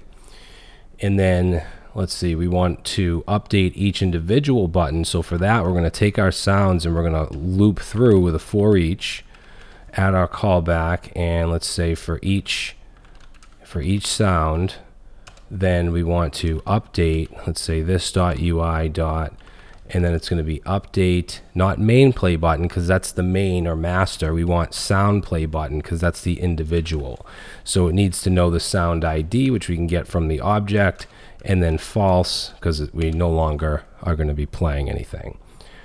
All right, so that will toggle it off. In fact, let's say toggle sounds off, and then we'll have an else, and let's put a comment here and say toggle sounds on. So again, we're going to loop through, let's do a for of, and we're going to loop through, get the sound ID and audio element from this dot sound manager dot audio elements. Then we want to get the card. So card, set that to, let's use query selector, and we're going to get it by the data sound. So we want to use backticks and brackets and say data dash sound equals, and then our template literal syntax with the sound ID. Okay, so that'll get the card by the sound. Then we want to get the slider inside that card. So slider, and let's say card, I'm going to use optional chaining here, and then query selector, and we want to select the volume slider class. So volume dash slider. All right, so that gives us a slider, and then we'll just do a check for it. So if slider, then let's set volume to the value, but I want to just pass it into parse int, and we can get it with slider.value. Okay, that gives us the volume. Now let's check if the volume is equal to 0, then I want to set the volume to 50, right? Not volume.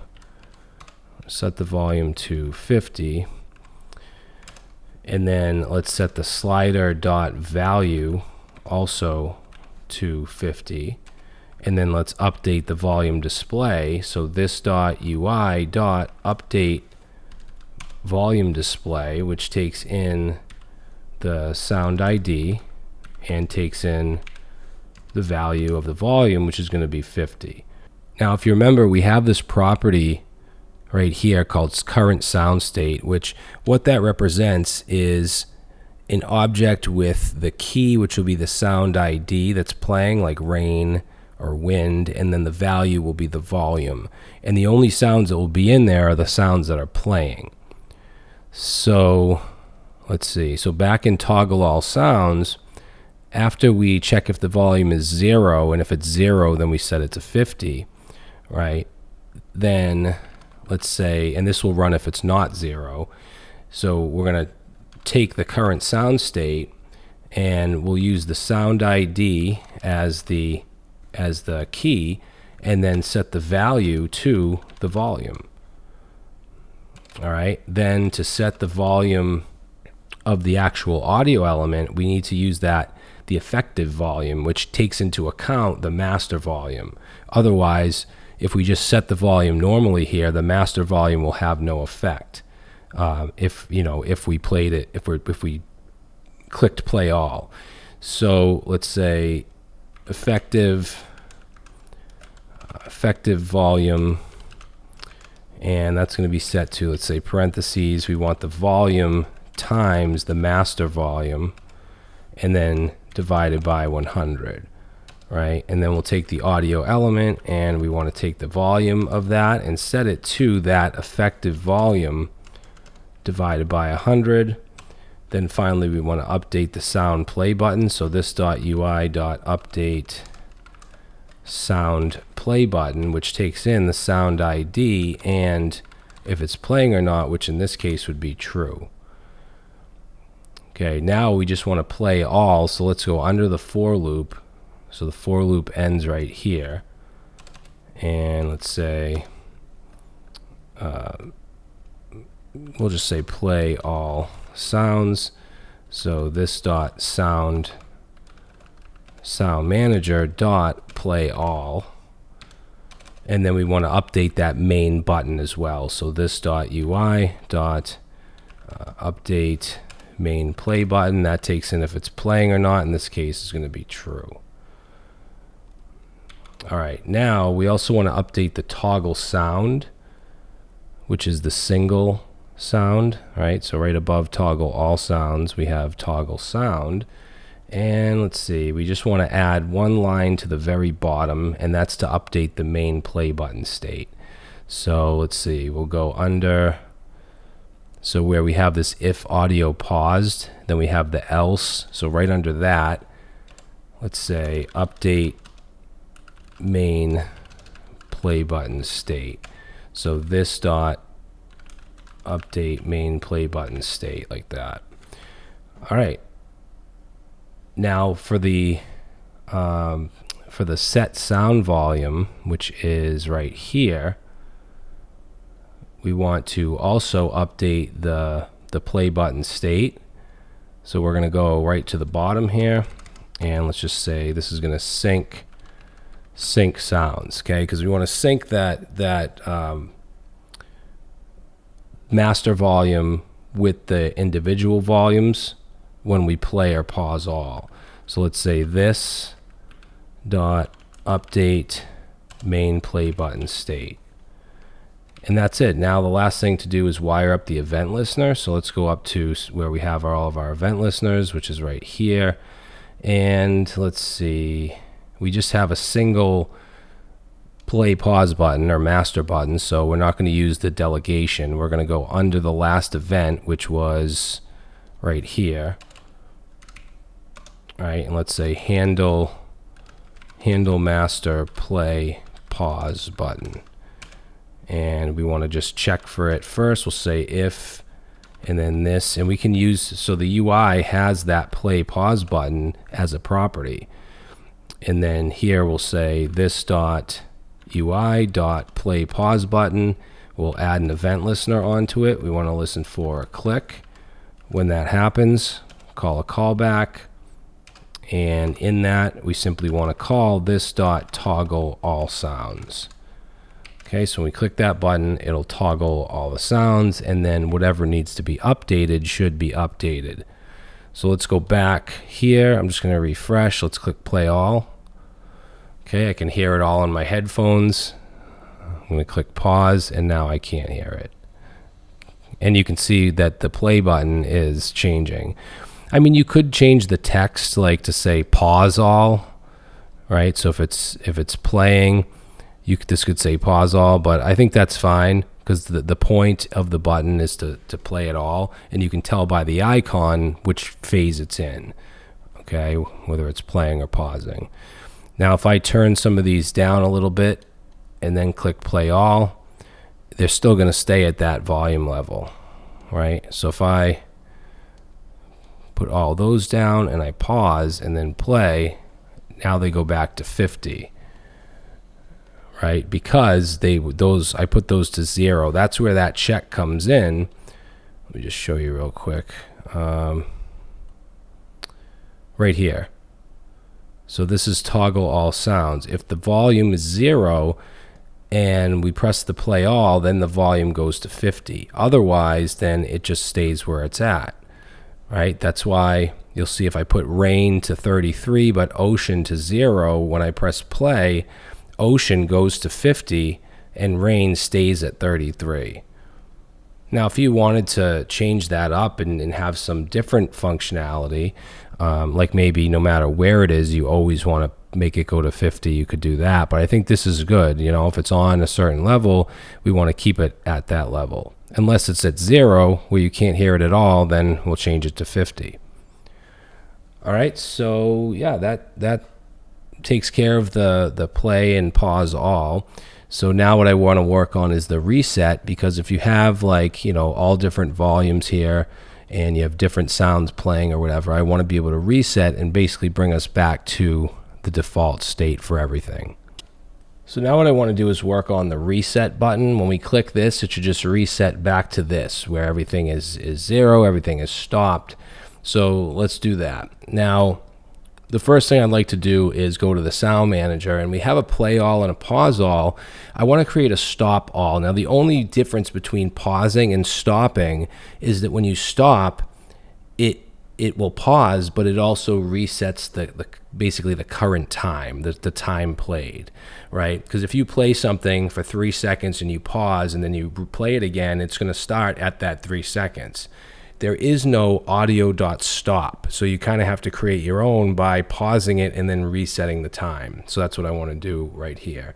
So I'm going to actually just copy, I guess I'll copy the pause all. Yeah, we'll take that and we'll copy it, paste it in here, and let's change this to stop all sounds, and we'll call this stop all. And then we're going to loop over the audio elements, and we're going to check if not audio paused, right? So if it's playing, then we want to pause it. Now, the only difference here is I'm going to go under the if statement, and I'm going to set the audio dot, and then there's a current time. So audio dot current time, which is a property, I'm going to set that to 0. So that will reset to beginning. So that's our stop all. Now let's create our reset method. Let's start with the UI. So we want to reset the UI. So in the UI.js, let's go to the very bottom of the class, and let's say this is going to reset all. We'll say reset all UI elements to the default state. So call this reset UI.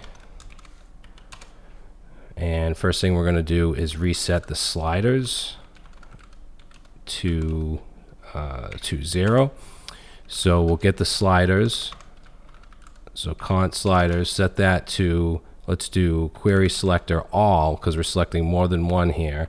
All the classes of volume dash slider, right? And then we're going to take sliders and let's do a for each, and we'll pass in our callback with each slider. And then on each iteration, I want to set the value to 0, right? So slider dot value, we're going to set that equal to 0 because we're resetting. And then let's get the sound ID, which we can get from the slider dot and then dataset dot sound. That'll give us whatever the ID of the sound, so rain, wind, etc. Then we want to update the volume display, so we're going to call this dot update volume display, and we pass in the sound ID that we're working with, and pass in 0 because we want to set that to 0. And the display, I mean the number that's shown. We want that to be set to 0. Now we also want to reset all play buttons. So let's go under, we want to go under that for each that we just created, which ends right here. And let's say this is going to reset all play buttons to the play state. So const play buttons, set that to document dot, and we'll do again query selector all because there's more than one, and we want to select all the play dash btn classes. And then let's take the play buttons, so play buttons, and let's do a for each. Okay, so we want to map over all those. We'll have our callback, and let's say for each btn or each button, then let's go ahead and get the icon. So const icon, set that to btn, and then we can do query selector in that, and we want to search for the I tag. Okay, so that will get the icon that's in the button. And then we want to change, let's say, class list dot, we want to remove the pause, so fa dash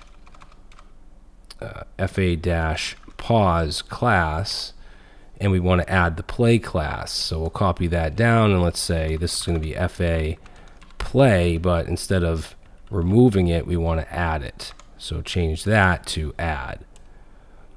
So that takes care of the play buttons. Now we want to remove the playing class from all cards, because remember, when you play a sound, that card is then going to have a class of playing. So let's say remove playing class from cards, and the way we can do that is by selecting the cards.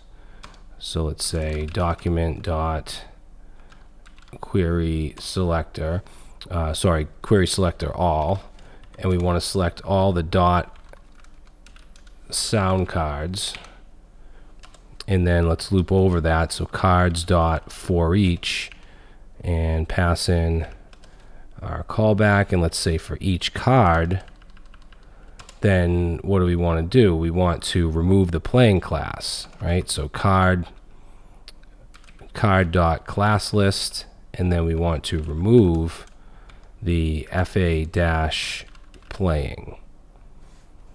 All right, so we're almost there. Underneath that, let's reset the main play button, or play pause button, and for that we can simply call this dot and then update main play button. That takes in if it's playing or not. We're going to say false, and then we want to reset master volume to, well, let's say 100%. So for that, we'll say this dot master volume slider dot value, and set that equal to 100. And then we want the content, right? So this dot master volume value, not slider, but value, and then we change the text content, set that equal to 100%. All right, cool. So that's the UI. Now we want to add a reset all method to the app.js, which is going to call that reset UI that we just created. So let's go down to the bottom of our main ambient mixer class, and let's say reset everything to default state. So we'll call this reset all. And first off, we want to stop all sounds. So that's where we're going to use the method we just created in the sound manager called stop all. It's not just going to pause, it's going to also reset it back to 0. Then we want to reset the master volume. So we'll just set this dot master volume. It's a global property. We'll just set that to 100, right? Then we want to reset the UI. So we simply call this dot UI dot reset UI. And that should do it. And we'll just do a console log here, and let's just say all sounds and settings reset. Okay, so let's try it out. I'm going to come back over here. Let's open up the console, and I'm going to just play a couple different things. I know you guys can't hear it. I'm going to change the volume on some of these, right? And then I'm going to click reset, and nothing happens. And that's because I forgot the event listener. So that's kind of the most important part, because none of this is going to happen without that. So let's go to app.js and then up to the event listeners. Okay, and this is going to be on a single element. So down at the bottom of setup event listeners, I think the last one was the play pause button. So we want to go right under that, and actually, yeah, we can actually just copy this. Whoops, what happened here? We can copy this and go right under it, and let's say this is going to handle the reset button. And let's see, instead of this UI play pause button, this is going to be reset button. And then we're going to call this .ui reset button, add a click event listener. And then instead of toggle all sounds, we simply want to call reset all. All right, so let's try that. So now I'm going to come back here and I'm going to just play a few things, change the volume on some of them, click reset, and there we go. So now everything, it stops. The volume slider goes to 0. The volume value, or sorry, well, yeah, I guess it is, the volume value goes to 0. This bar goes to 0. Everything stops playing. The play icon goes back to a play icon. So if I play all and then I hit reset, it just stops everything, sets it back to its default state. All right, cool. So now that we've done that, we can now move on to the presets. Okay, we have these main 3 default presets, and then later we'll add the addition of adding and saving our own custom presets. So now we're going to get into the default presets, and what I mean by that is these 3 main presets here: focus, relax, and sleep. Not any custom preset. We'll get into that in a little bit. But if I click focus, whatever sounds and volume are pertain to that specific preset should start playing. Now, I just want to mention, you guys have probably kind of noticed this if you've ever used React or Vue or any front-end framework. This is much more difficult. You know, it's difficult because we have to structure everything manually, right? There's no pre-made structure where we just have these nice little components that we create. We have to do everything ourselves. And when you update state and you update the UI, you have to account for everything on your own, right? Everything manual. So like if I play the focus preset and let's say something else is playing when I do that, we have to make sure we handle like the fireplace one, stopping and updating this button, setting the volume to where it's supposed to go. We just have to handle every little change anywhere where it's gonna show, right, where a change shows.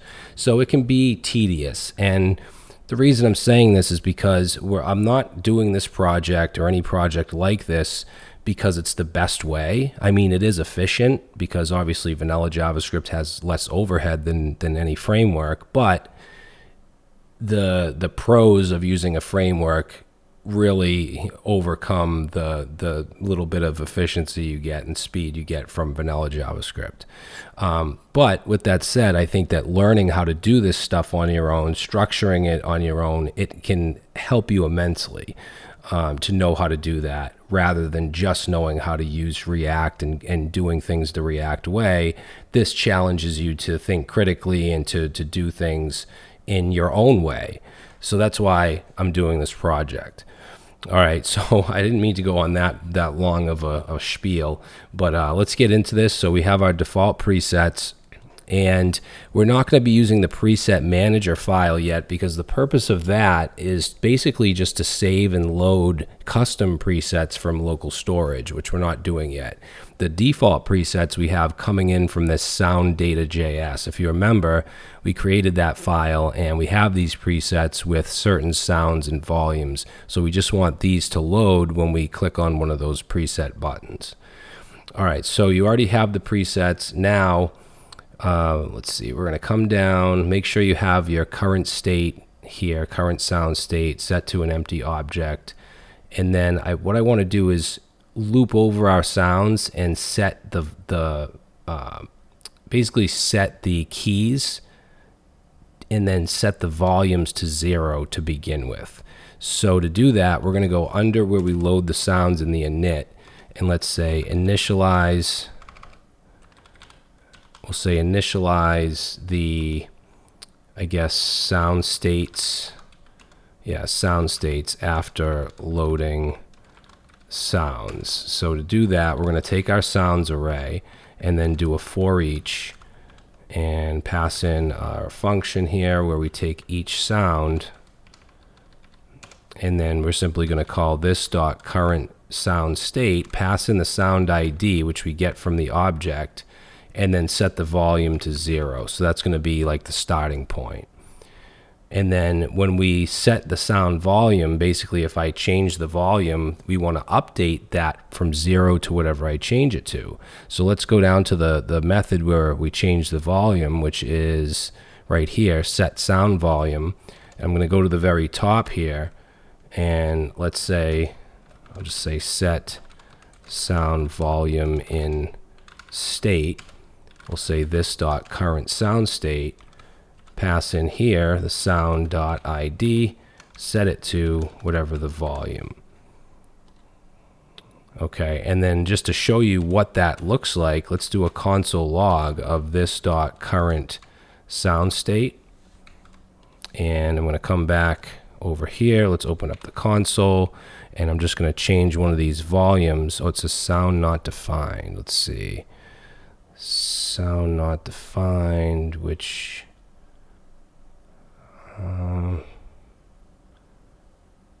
oh, sorry. So this should not be sound.id. This should be sound ID because it's the sound ID that's coming in here. So let's change that. And now if I go ahead and I change the volume, you'll see what we have is an object with all of the sounds as a key. And then the volumes, they all start at 0, but as soon as I change the volume of one of them, this is going to update. So now we can see rain has a volume of 21. If I change ocean, okay, each time this basically clicks, has a tick, it's going to output, and you can see that ocean now is 31 and rain is 21. So that just keeps track of our state and all the volumes. So you can get rid of that console log. I just wanted to show you that.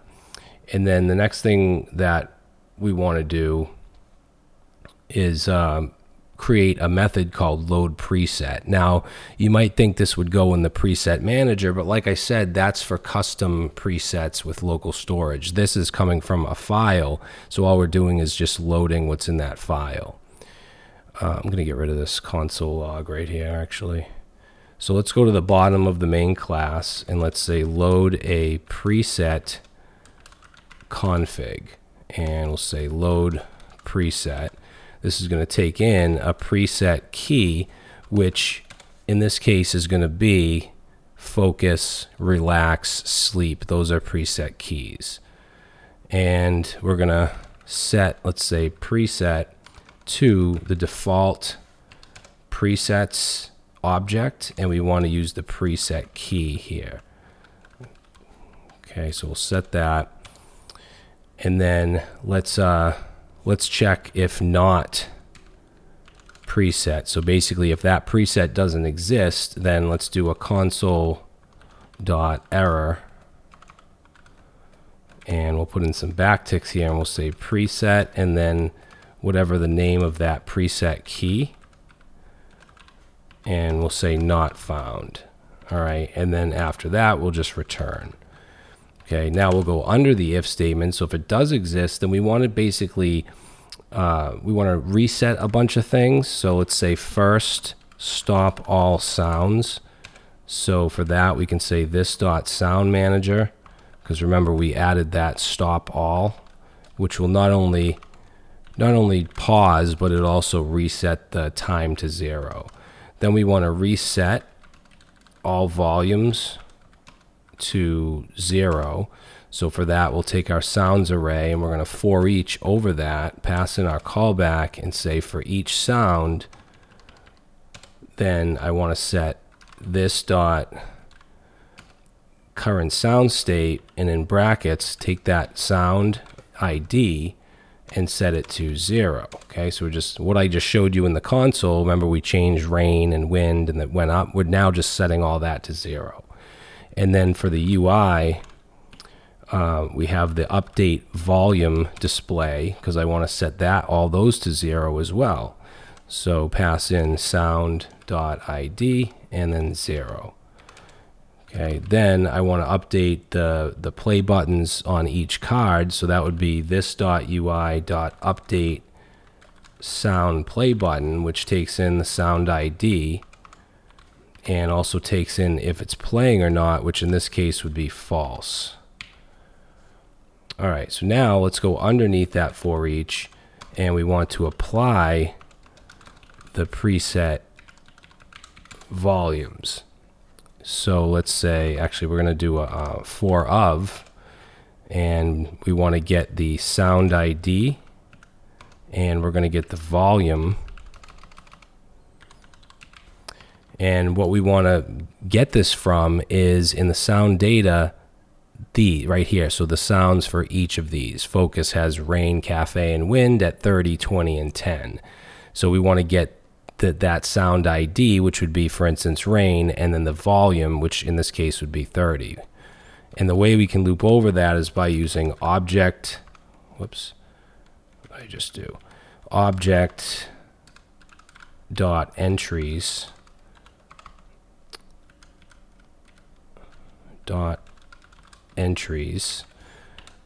and then we can pass in preset, which is the object, and then sounds, which is the inner object that has the keys and values, or the ID and the volume. And then from there, let's set volume state. So this dot current sound state, pass in the sound ID for each one, and then set it to the volume of each one. Then we want to update the UI. So this comes back to just having to manually update everything when something changes. So this dot UI dot, and then update our volume display. And we want to update it by the sound ID and update it to whatever the volume is of the preset. Then we want to calculate the effective volume, meaning we want the volume of that sound, and we want to take into account the master volume. So the way we do that, let's say effective volume, the way we do that is by taking the actual volume of the sound and then multiplying by this dot master volume, and then divide by 100, right? Then we want to get the audio element and set the value. So let's say const audio, set that to this dot sound manager, and we want to get the audio elements, and then get, because we're getting a specific element by the sound ID.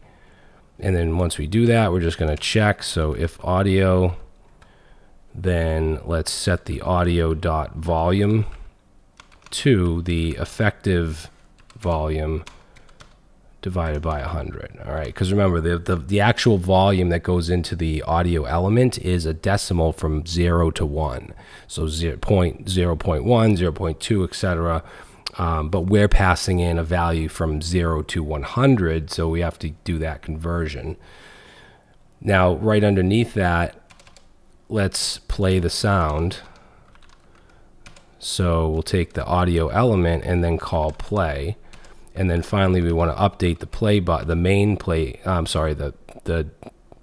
sound play button. So this dot UI dot, and then update sound play button. That takes in the sound ID, and that takes in if it's playing, which in this case is going to be true because now we're playing the sound.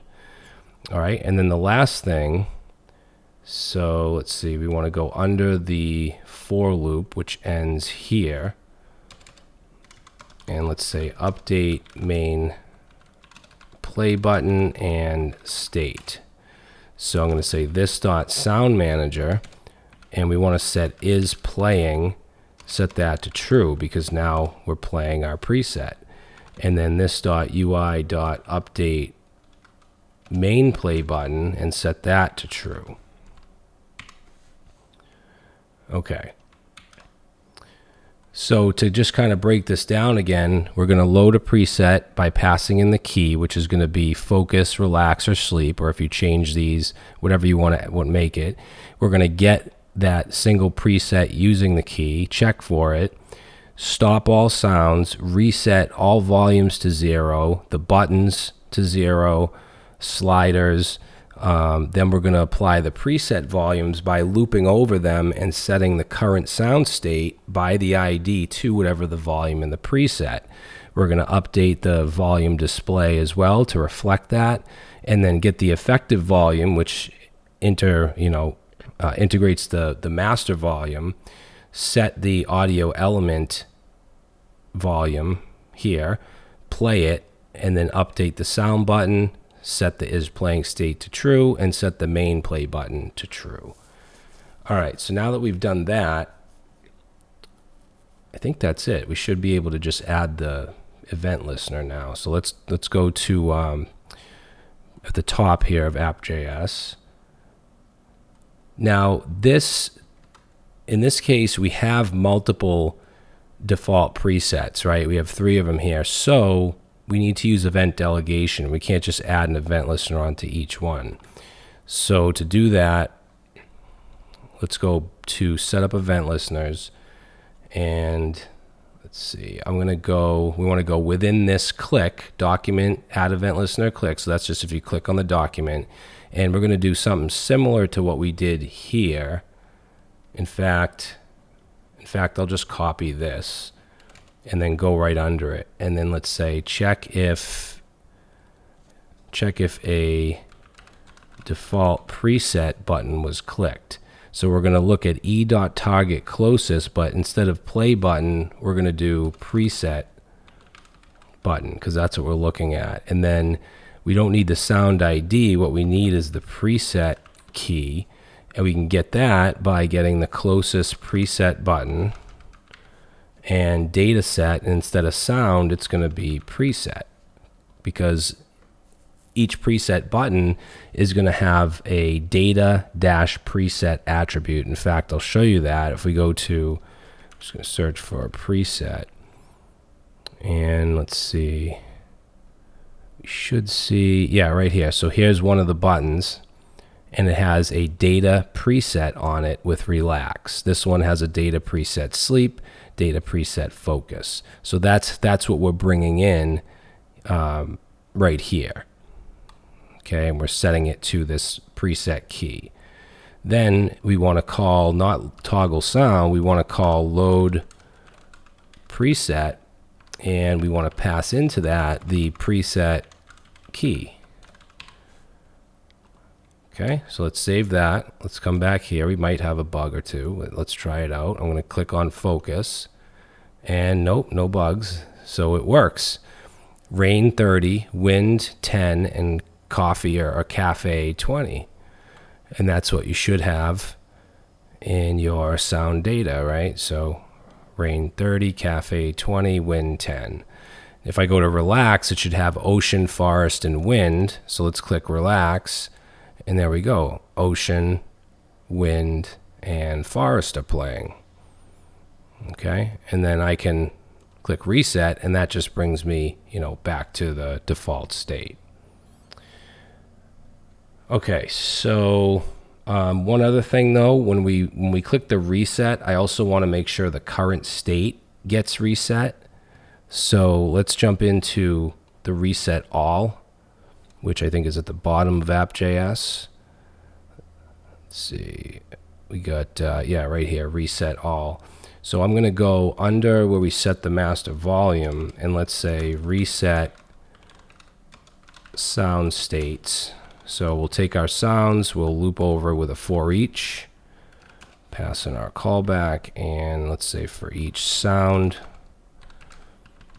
Then we want to take this dot current sound state and pass in the index of sound.id and set that to 0. So just make sure that gets reset as well. All right, cool. So that's it. Let's move on to the next video. All right, so now we're going to add our custom presets. And what I mean is when we play some sounds here and we want to save, whatever's playing along with the volume, click Save Mix. It should open up a modal where we can name it, save it, and then it'll show down here for playing it later. So the modal is already there. In fact, I'll show you real quick. If we go into the index.html, and you go to where the save preset modal ID is, there's a hidden class. If I were to change that to flex manually and then go back, you'll see it shows the modal. So we just need to kind of, add and remove that class dynamically and then make the save work. So I'm going to set that back to hidden. And then let's start at the lowest level, which is the preset manager. And we're going to have a class called preset manager. And it's going to have a constructor. And there's going to be one property here called custom presets. And we're going to set that to a method called load custom presets because they're going to come from local storage. So we're going to add that method. Let's say load presets from local storage. So load custom presets. And this is going to be really simple. We're going to create a variable called stored. I'm going to set that to local storage.get item, and the item is going to be called ambient mixer presets. It's going to be an object, but obviously when it's stored in local storage, it's stored as a string. So what I want to do is return that if it exists. So let's say return stored if, if stored, right? If it's in local storage, what I want to return is stored, but I want to wrap it in json.parse because it's stored as a string, and I want to now get it as a, a regular JavaScript object. So let's pass into that stored, and then else. So basically, if it's not in local storage, we're just going to return an empty object. All right, now we want to be able to save custom presets to local storage. And what I mean by that is anything that's in this property just gets saved to local storage in its entirety. So let's say save custom presets, and this is going to be pretty simple. We're just going to call local storage dot set item, and the item we want to set is going to be the same name, ambient mixer presets. And I want to save whatever's in this custom presets, but we want to run that through json.stringify because remember, it has to be stored as a string. So we'll pass into that this.custom presets. And that's it for that method. Now we're also going to need a method to basically take whatever is playing in the current mix and save that to local storage. And we'll call this method in the one we're about to create. So let's say save current mix as preset, and we'll call it save preset. It's going to take in a name, and it's going to take in sound states. Okay, now sound states, if we look at the sound data file, here's some examples of presets. This is the sound state where it's an object with the ID as the key and the volume as the value. That's how it's going to be stored. So let's first give it a unique ID. So I'll create a preset ID. Now you can do whatever you want here for a unique ID. I'm just going to call it custom dash, and then I'm going to use the current date timestamp. So date.now, like that. So that'll give it a unique ID.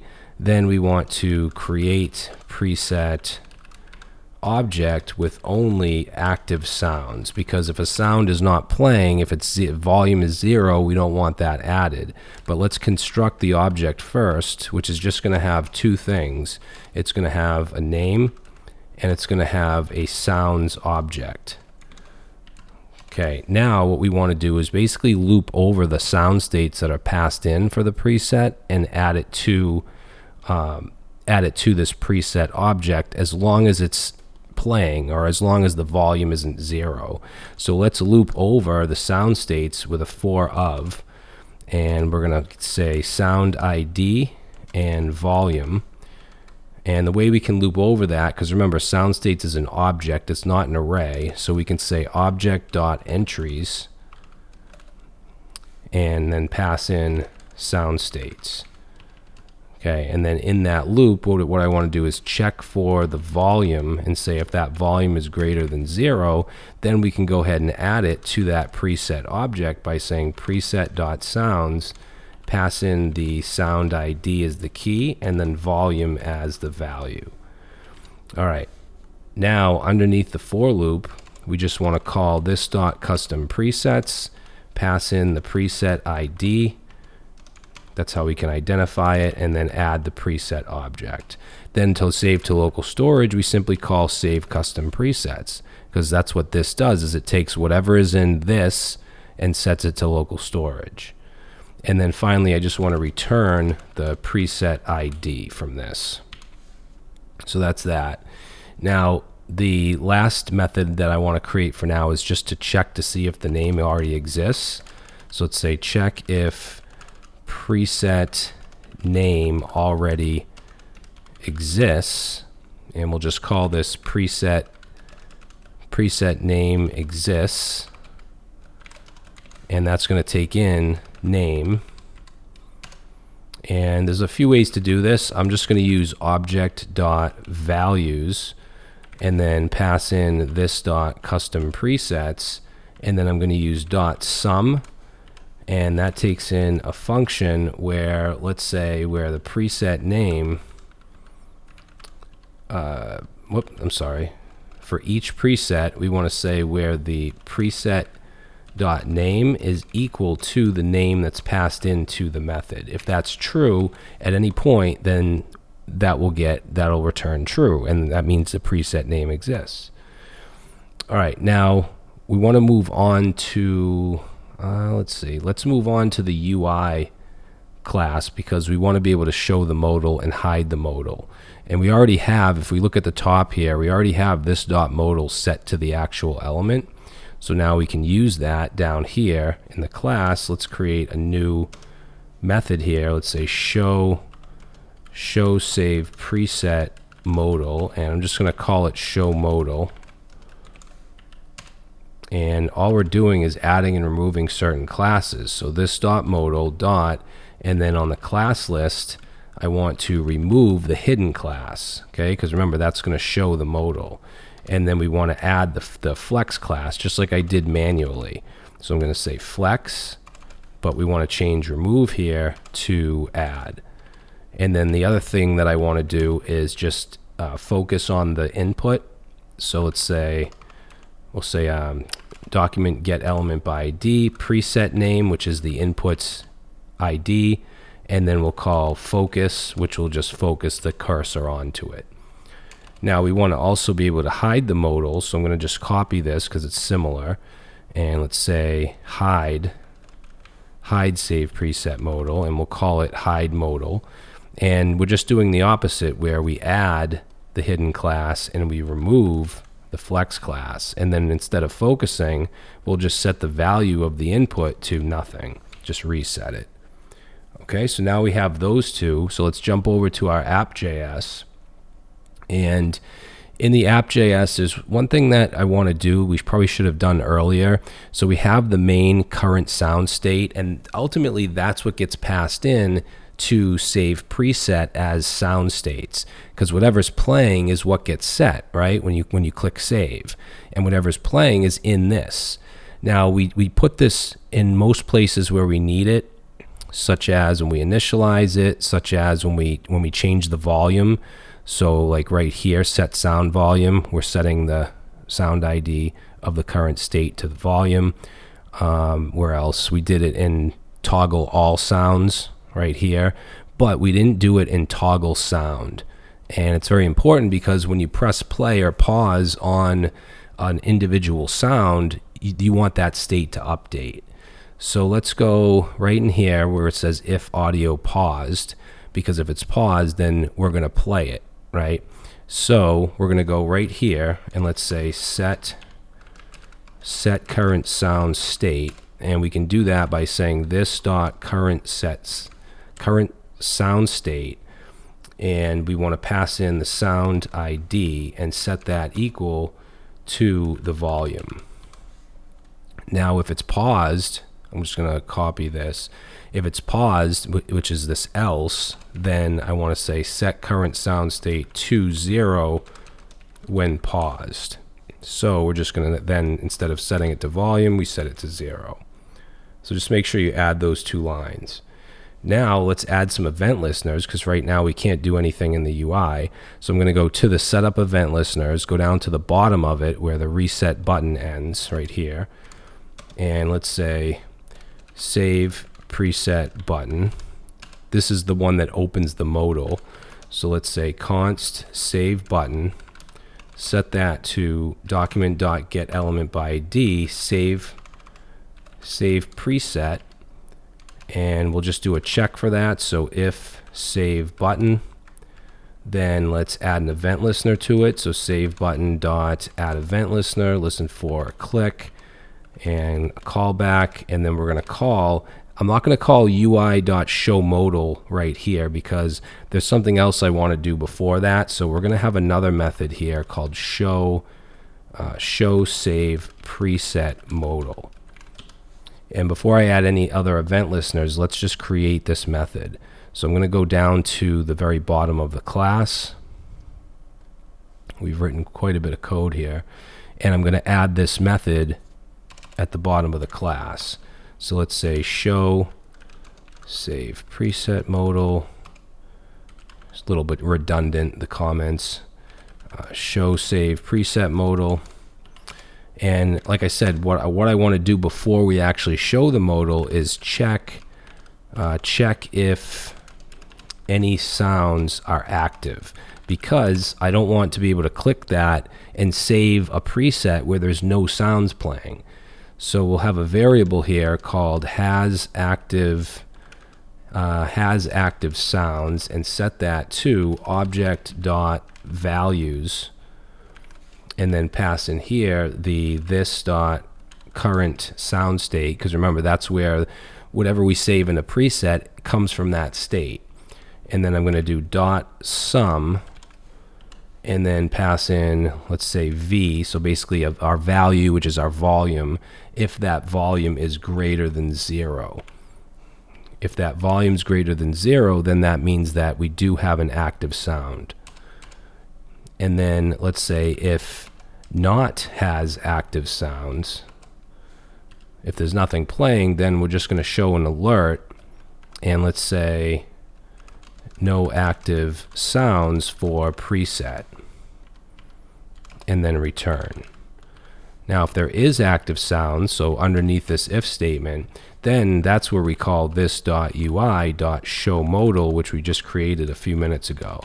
So now we should be able to test this by coming over here, and if I click save mix with nothing playing, I get an alert, right? If I play something, whether it's one or all, click save, now it shows the modal. Obviously these 2 buttons don't work yet. Before we get to the save, let's do the cancel, and I also want to be able to click outside of the modal to close it. So let's do that. We're going to go back to the event listeners at the top here. Let's see, so we have, so this is setup event listeners. I'm going to go to the bottom of that method where did we leave off? Right here at the save button, and I'm actually going to copy that save button, this whole thing right here, and go under it, and then let's say cancel save button. We'll call this cancel save button. Now the ID we're looking for is actually called cancel save. And then here and here, we want to change that to cancel save button. And then we don't want to call this. What we want to call is this.ui.hideModal. So now, if we come back and I play something, I show the modal, I click cancel, and it goes away. Now let's do the same thing if we click the backdrop. So I'm going to go under this event and say close modal if backdrop is clicked. So to do that, we're going to say if, and then we have direct access to this dot, so this.ui.modal, and then we want to add the event listener onto that. So this.ui.modal.add event listener, pass in callback with the event, and then do another if and say if e.target is equal to this.ui.modal, then we want to call this.ui.hideModal, and that's it. So now if I come back and I press play on something, whoops, that's not working. Type error field. Let's see, I must have screwed something up here. If this.ui modal, then this.ui modal add event listener. Oh, I didn't put the actual event, so it should be a click. Yeah, so that should work. Okay, now I'm gonna go ahead and press play on something, save, and then click outside of the modal, and it closes. Good. Now the last thing is to make it actually save. So let's do that. And I'm going to copy the save button, go right under it, and let's say confirm save preset button, and I'm going to call this confirm save button, and the ID that we're looking for is called confirm save. This is the button that's in the modal, and then we're going to change this and this to confirm save button. Now when that happens, we don't want to call this, we want to call a new method called save current preset, which ultimately is going to call the preset manager save preset. So let's go down to the bottom and create that final method. Okay, so we're down at the bottom here, and I'm going to go right here and say save current preset and save current preset. Okay, now we want to get the name input. Remember, because the modal has an input where you put the preset name. So we're going to say document.getElementById. It has a preset name ID. Then we want to get the actual name from the input. So we'll set that to name input dot value, and then I'm just going to trim any white space. All right, then we'll do a little bit of validation. Let's say if not name, then let's do an alert, and let's say please enter a preset name, return. And then I also want to check if it already exists. Remember, we created that method in the preset manager. So if this dot preset manager dot, and then preset, what was it called? Preset manager, and then preset name. Hold on, did I not add that? Yeah, preset name exists.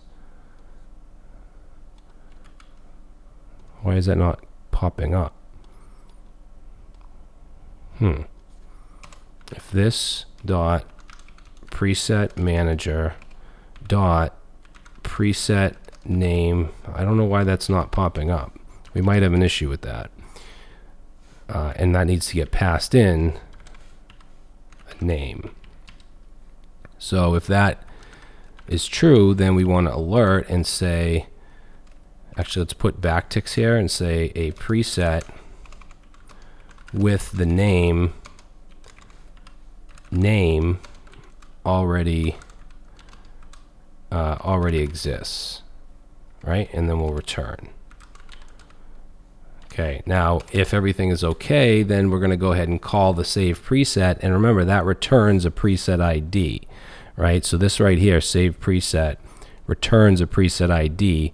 So I'm going to put that in a variable when I call it. So preset ID, and then this dot preset manager dot save preset. That's not popping up either.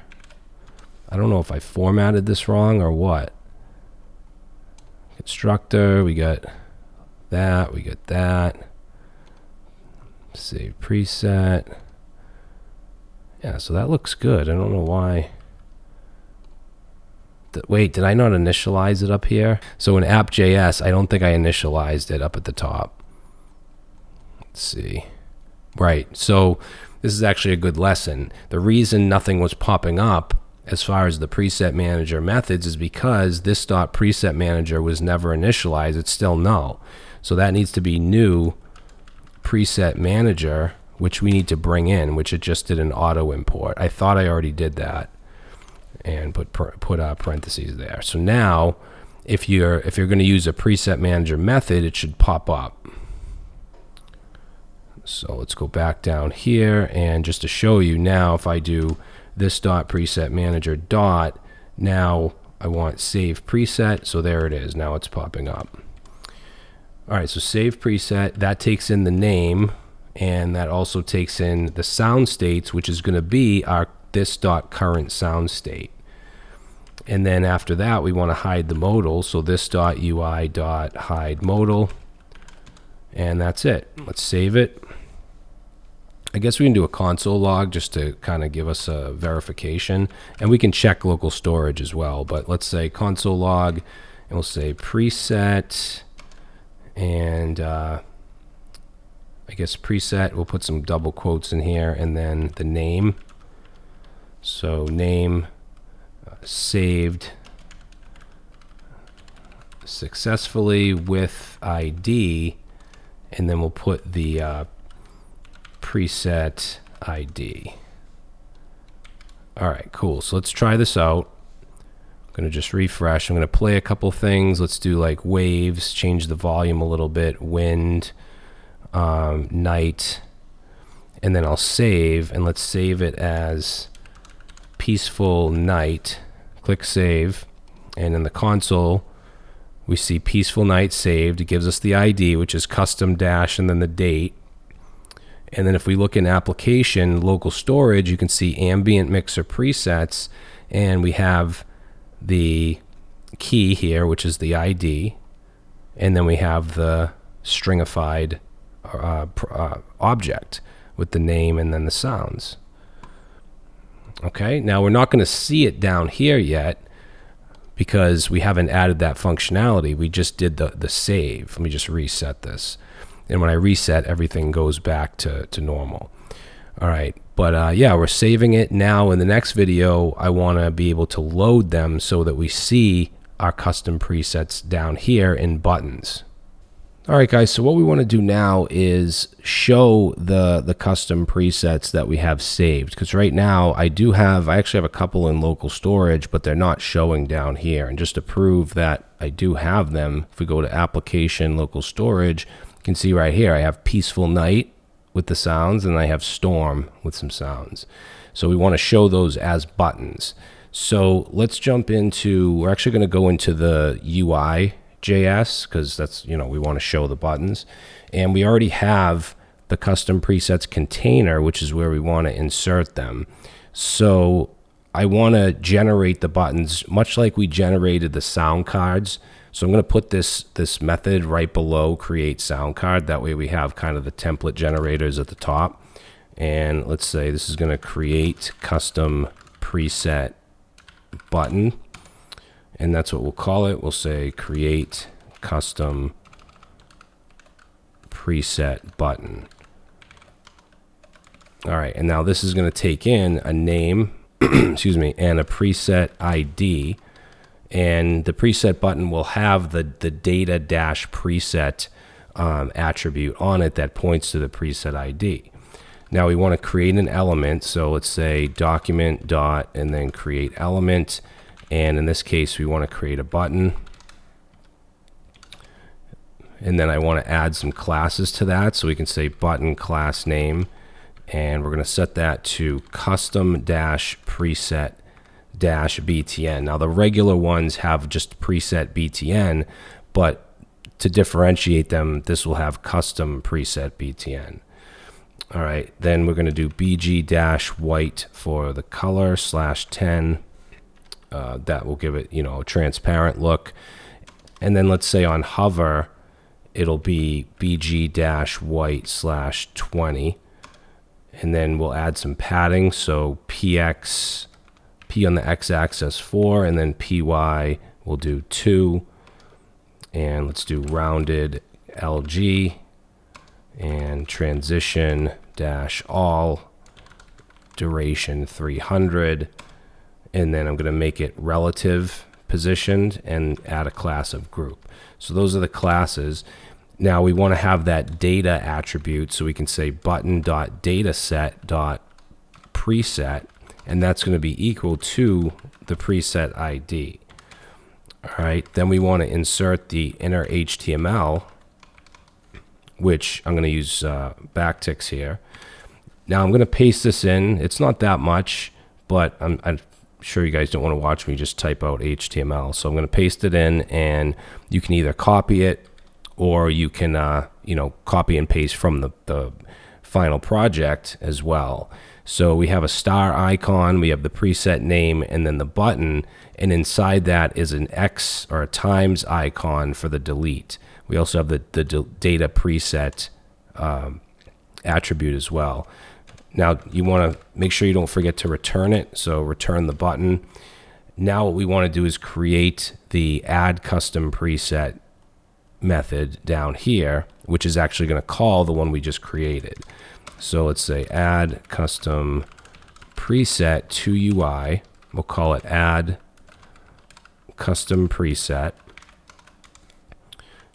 And it's going to take in the name and preset ID. And then we want to get that, we want to create the button using what we just added, create custom preset button. That takes in name and preset ID. And then we're going to get the container, and we want to append child. Sorry guys, I'm like losing my voice. We want to append child and then pass in the button. All right, now this is going to be called from our app.js.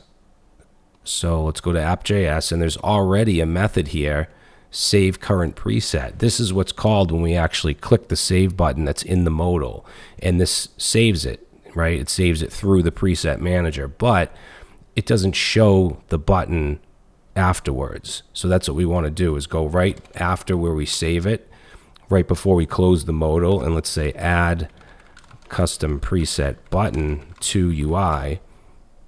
And we can do that by calling this.ui.add custom preset, takes in the name and the preset ID.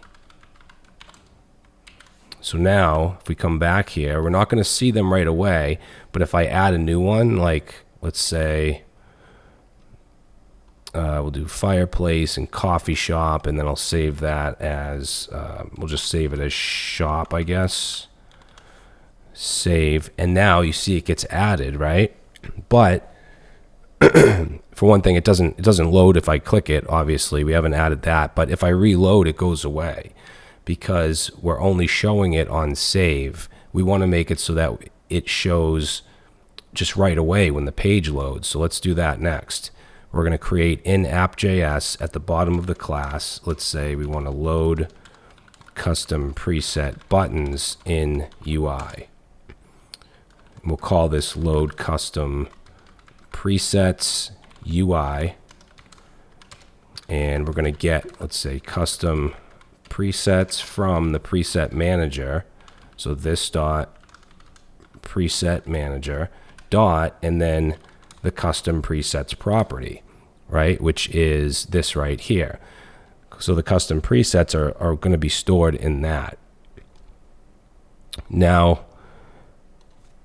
on the next line, I want to loop over them. So let's say for, it'll be a for of, where we can get the preset ID and we can get the preset object itself. And I want to loop over the custom presets object. It's not an array, it's an object. So we can say object dot and then entries, and then pass in custom presets. Okay, so we'll loop over them, and that will give us access to both of these, the preset object itself and the ID, which would be like custom dash and then a timestamp.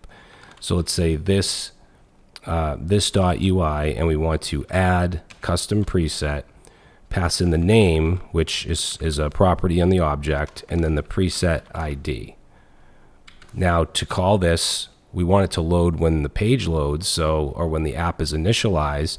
So let's go up to the init, and we'll go right under the event listeners, and let's say load custom presets in UI, and then this dot load custom presets UI.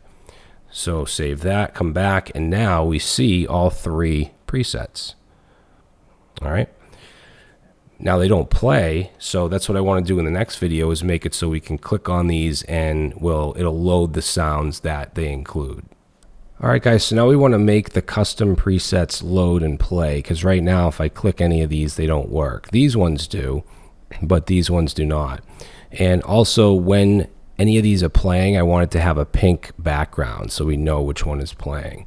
So let's jump in to, let's see, we're going to jump into the preset manager first, because we need to have a method that will load a specific preset by its ID. And remember, the presets are stored in this property, so we can just use the ID with that. So let's say load custom preset by ID, and we'll call this load preset, pass in preset ID. And then all we want to do is return this dot custom presets and just add the preset ID in here as a key, and we'll say or null. So basically, if that preset ID doesn't exist, then return null. All right, now in the app.js, we have a load preset already for loading the ones from the file, which is this right here. And initially I was going to create a helper function because all this stuff is going to be the same, whether we're loading it from a file like this, from the defaults, or from local storage, from the preset manager. But I found that an easier way to do this would be to just pass a flag in of custom, set it to false by default, and then where we get the preset from just depends on that. So up at the top here, let's say let preset, just initialize it. Then we'll have the if custom, oops, not custom ref, just if custom. Then we want preset to come from this dot preset manager dot, and then load preset, what we just created, and pass in the preset key, right, which is this. And preset key and preset ID are really the same thing. And then we'll have an else, and then the else is where we want to load it from the file. So we'll move this up here, and of course take the const off, right? And that's it. So, and the rest of this stuff is all the same. We stop the sounds, we reset everything, we play it. So yeah, I mean, I think that's an easier solution than a helper function and then having 2 different methods here. All right, so now one other thing I wanted to do is make sure we reset the state in the toggle sound. And I'll tell you why in a second.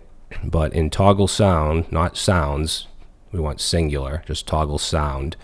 And then in, let's see, we have this if audio paused. And then in the else is where we want to go, where we're actually pausing the sound.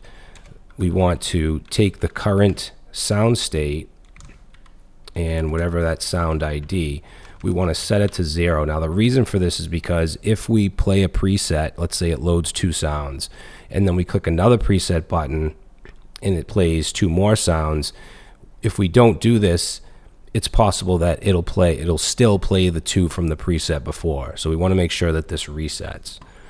All right.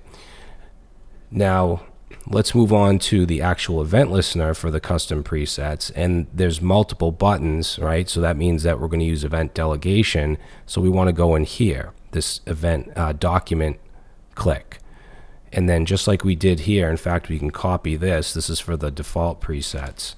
We can paste that in and just put, so right here and right here for the classes, we just want custom dash preset button, and then we're calling the same load preset, but we're going to pass in true for the custom flag.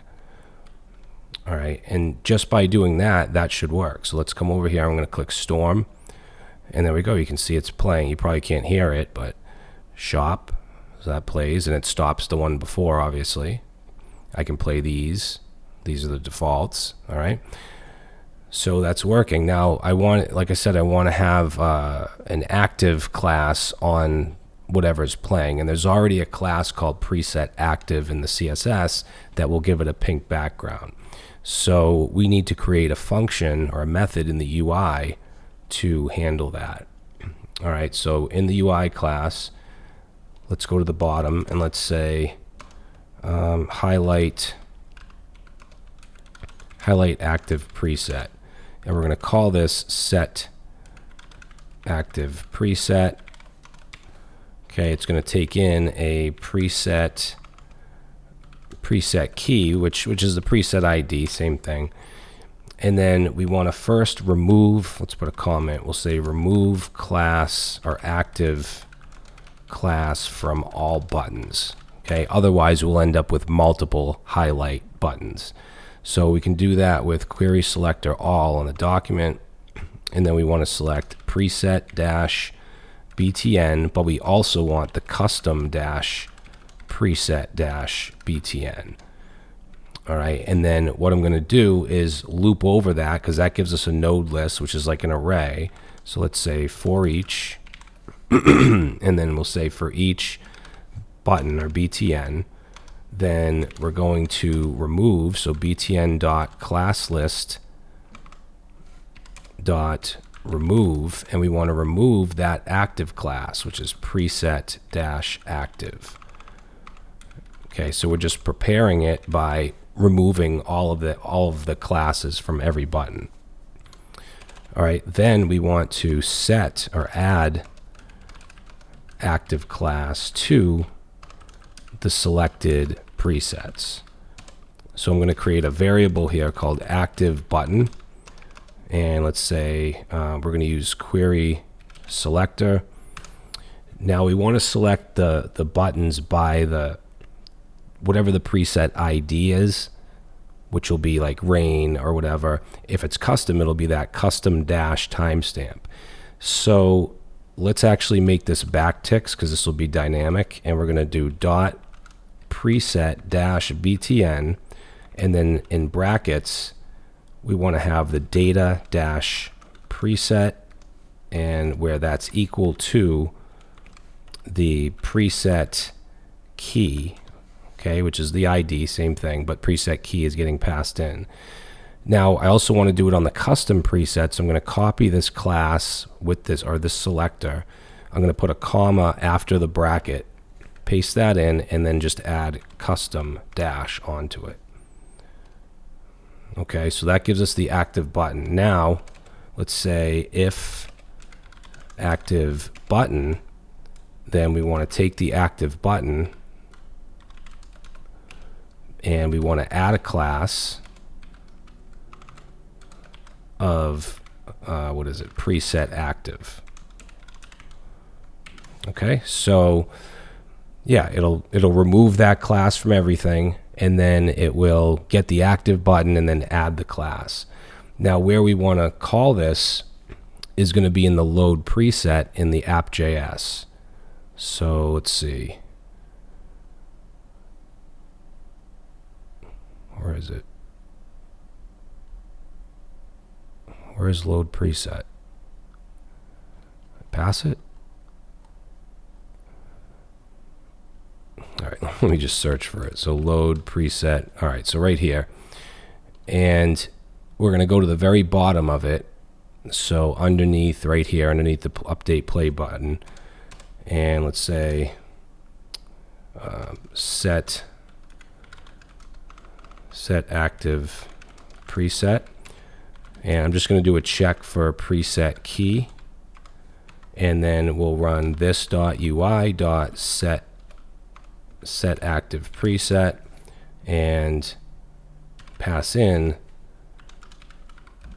preset key. Okay, and that should do it. Let's come over here, let's click one of these, and now it's pink. Okay, so it's not clearing.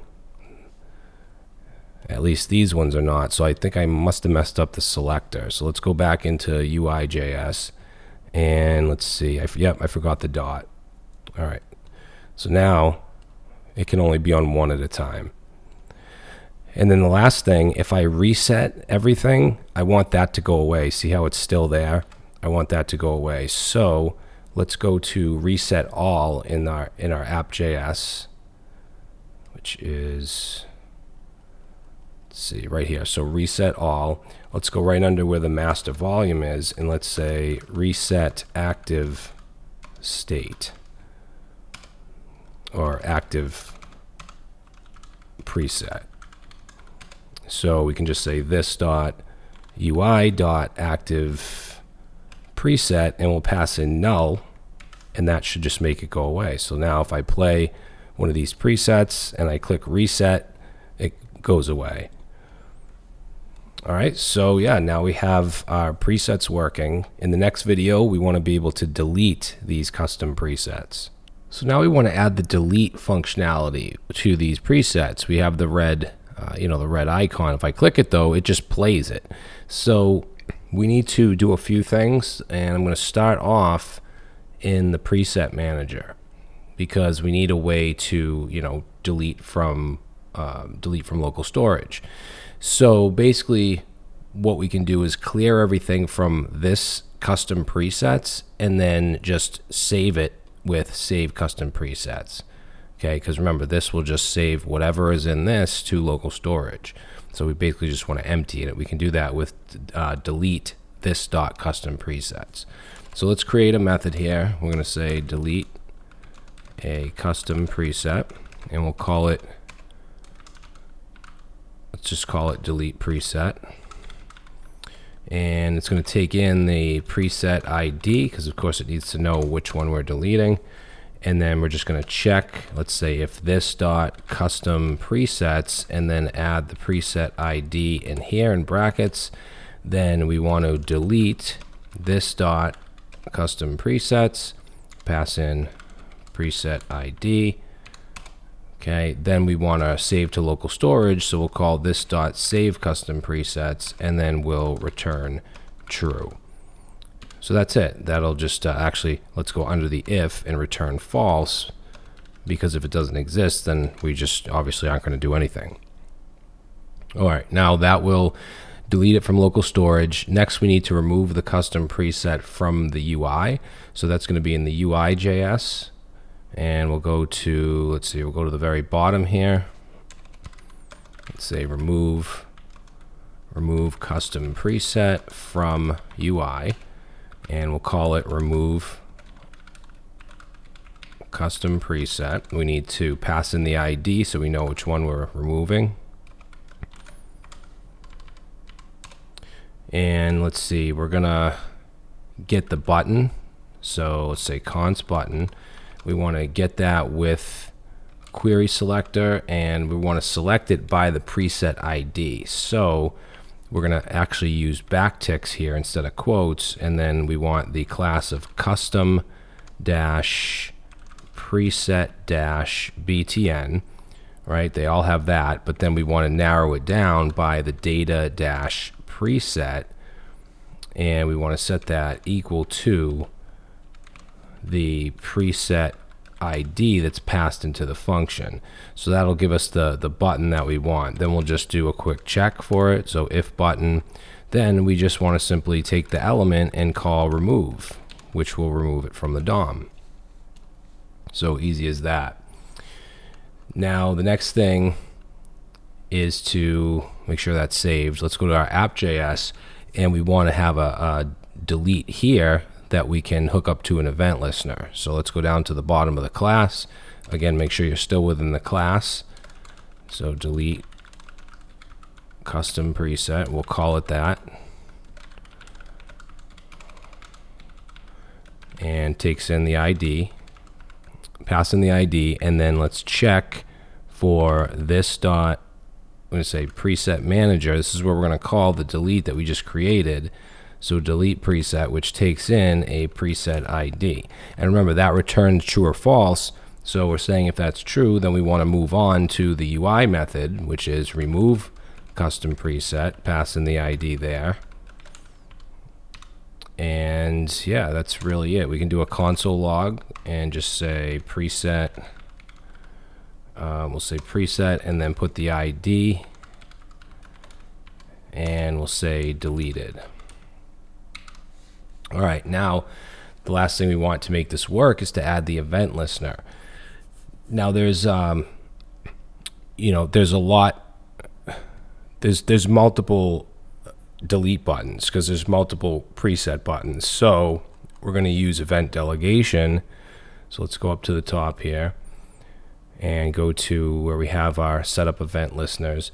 Now I want to put this above these two, right? Because you could possibly run into an issue because the delete button or the delete icon is within the button that already has an event listener. So we're going to go above these two right here, and let's say check if delete button was clicked.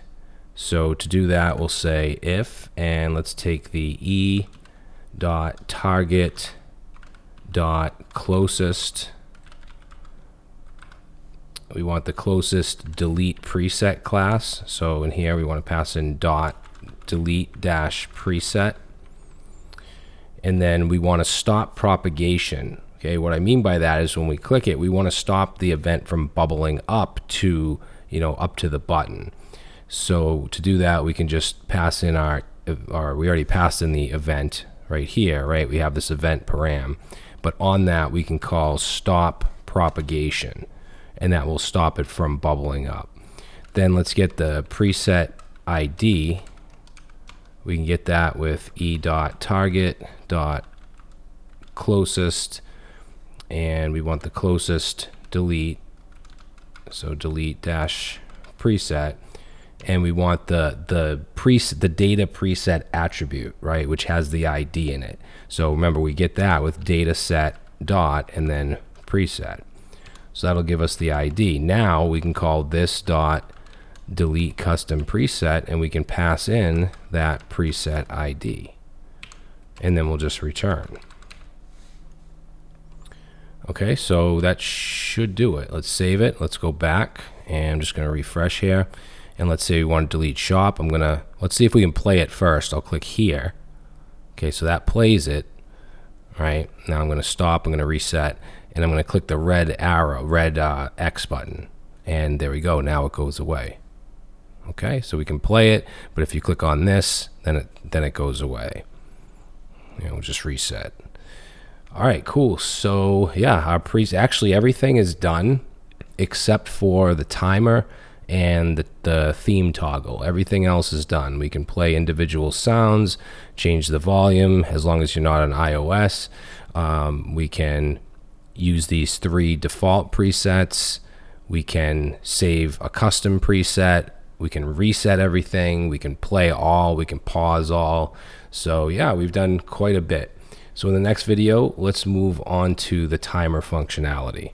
So now we want to work on the timer. Basically, the way this is going to work is if we're playing some sounds, whether it's our own custom sounds or a preset, and I select 5 minutes, it's going to start a timer right here that's going to start counting down. And then when that timer is up, all the sounds will stop. So this comes in handy if you want to fall asleep to some of these sounds and you're asleep, but you don't want it to run all through the night, so it shuts off by itself. So I think that's a good feature to have. So we're going to jump into our timer.js, which right now is completely empty, and we're going to start to work on this. So let's export a class of timer, and we're going to have a constructor. And this constructor is actually going to take in 2 things. It's going to take in 2 callback functions. So one is going to be on complete and one is going to be on tick. And the idea is at certain points in certain methods, we're going to want to call these functions. So whatever is passed in when we instantiate the timer for on complete is going to run when the timer is done, when it's complete. On tick is going to run every second, right? Because we want it to tick every second. So in the constructor, we're going to have some properties, some standard timer properties, such as a duration, and we're going to just initialize these to 0. So we have duration. We're going to have remaining, which is obviously the remaining time that's left. That's going to be initialized to 0. Let's do this dot interval. We're going to have an interval ID and set that to null. Now, the way we create timers usually in JavaScript is using set interval. And when you create an set interval, it gives you an interval ID. It returns it, and that's what we're going to put in this property. And then the two callbacks that are passed in, we also want to add those as properties so that we can call them from anywhere, from any in any method. So same thing with onTick, set that to onTick. And then finally we'll have is running. So if the timer is running, that'll be true. And obviously we want to start off with it false. Okay, now we're going to have a couple methods in this.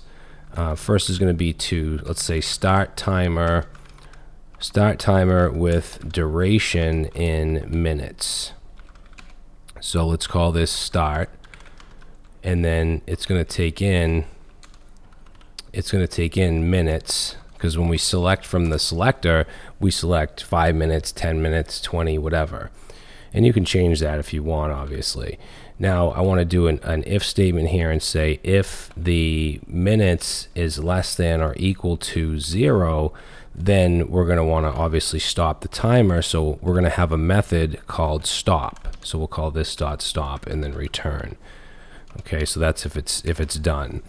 Then let's move on here. Let's say this duration, and the duration is going to be whatever the minutes is, but we want to convert it to seconds. So we're going to multiply by 60, and I'll say convert to seconds so that we can count down.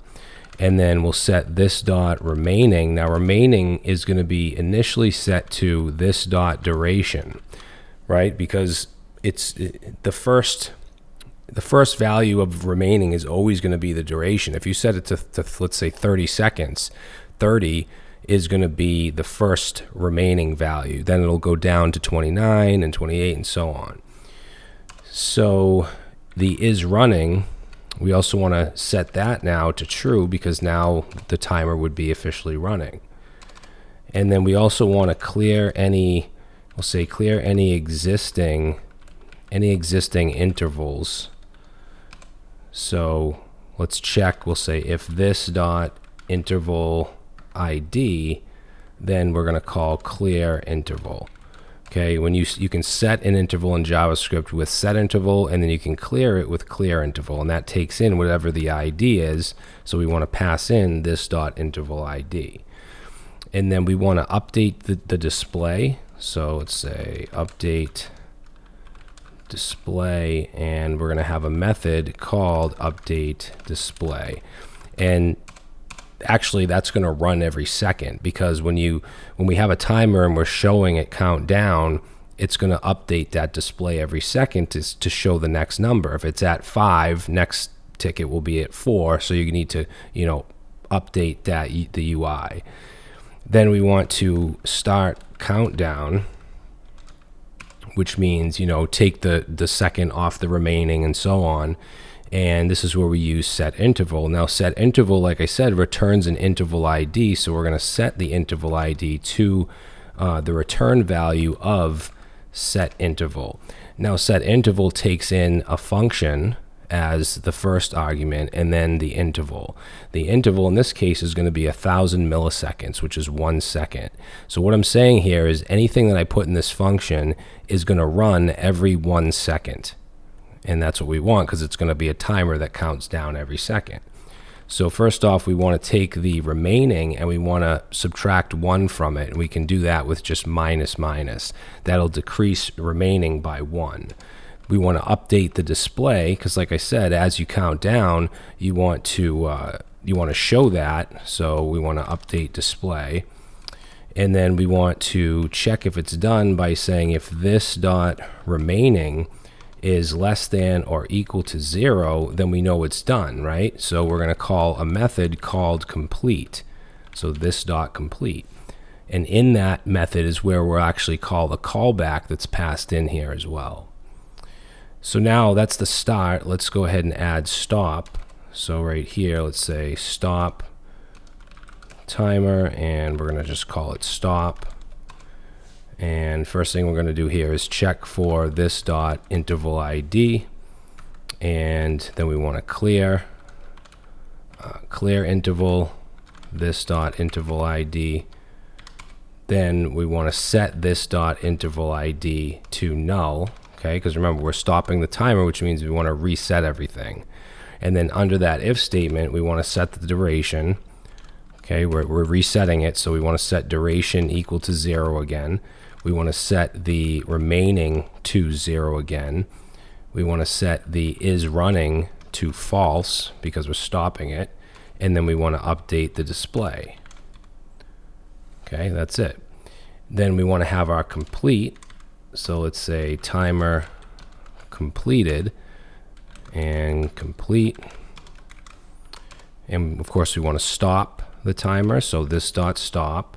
Then we're going to say if this dot on complete, which is the callback, right? Then we're going to call this dot on complete. So all we're doing here is stopping the timer and calling the callback, and whatever function is passed into that callback is going to fire off. We haven't done that yet, obviously. Now the last thing we need to create is this update display. So let's go to the bottom here and let's say this is going to update display. Call it update display. And let's get the minutes. Okay, because remember, we're going to show the display, which is going to be the minutes and seconds counting down. So it'll be like, 13 minutes, 15 seconds, or whatever. So we want to get the minutes and the seconds. For the minutes, let's do math.floor, which will round down. And we want to take the remaining, whatever's remaining, and divide that by 60. So that'll give us the minutes. Then for seconds, let's see, for seconds, we want to take this dot remaining, and we want the remainder after 60. So we're going to use the modulo operator and then 60, right? Because it's going to look something like this, 03, 50. That would be 3 minutes and 50 seconds. So this is going to be this minutes, this is going to be this seconds, and it's going to be the remainder of 60. So obviously, this is never going to be more than 60. It's the seconds. But yeah, so that'll give us minutes and seconds, and then we're going to run the on tick, right? Because every time we update the display, we want to call that callback. But let's first just check for it. So if this dot on tick, then we're going to run this dot on tick, and that's going to take in the minutes and seconds. And that's it. That's our timer class. Now to use this, let's go to app.js and let's import it. So we want to import from ./timer.js, bring in the timer class. We're going to instantiate it right here. So instead of null, we're going to say new timer. Now remember, it has two constructor arguments, which are functions, callback functions. So I'm going to go within the parentheses and just go on a new line here. So this will be the first function. This is the onComplete, and I'm just going to point this to a method in this class called onTimerComplete. Okay, and then whatever we do in that method is going to run when the timer completes. For the onTick, we want to have a function as well, but remember this takes in minutes and seconds. And then what we want to call here is actually going to be in the UI, because the UI is what is updating, right? We're showing the minutes and seconds count down. So let's say update timer display and pass in the minutes and seconds. So that's the initialization of the timer with the onComplete, and what's being passed in is the onTick callback. All right, so now let's start off with this method, onTimerComplete. So that's going to go in this file at the bottom of the class. So let's see, right here, that's the bottom of the class. And let's say timerComplete callback onTimerComplete.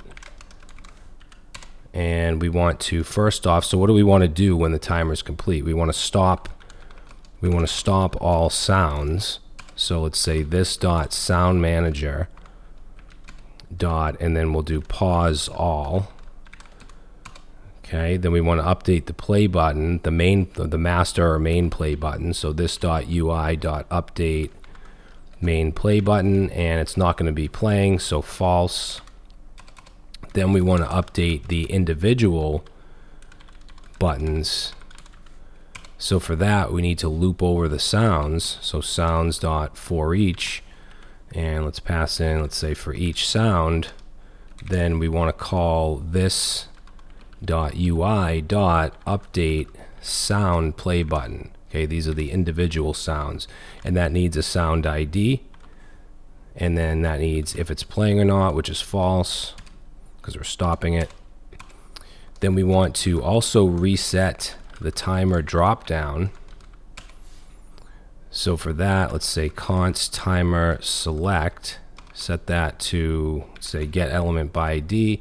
That is an ID of timer select, and we'll say if timer select, then we're going to set that timer select value to a string of 0.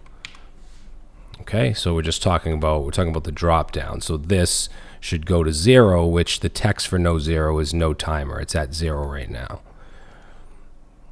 All right, then we want to clear and hide the timer display, right? So when it counts down, we don't want it to show anymore once the timer's done. So let's go right here under that if, and let's say clear.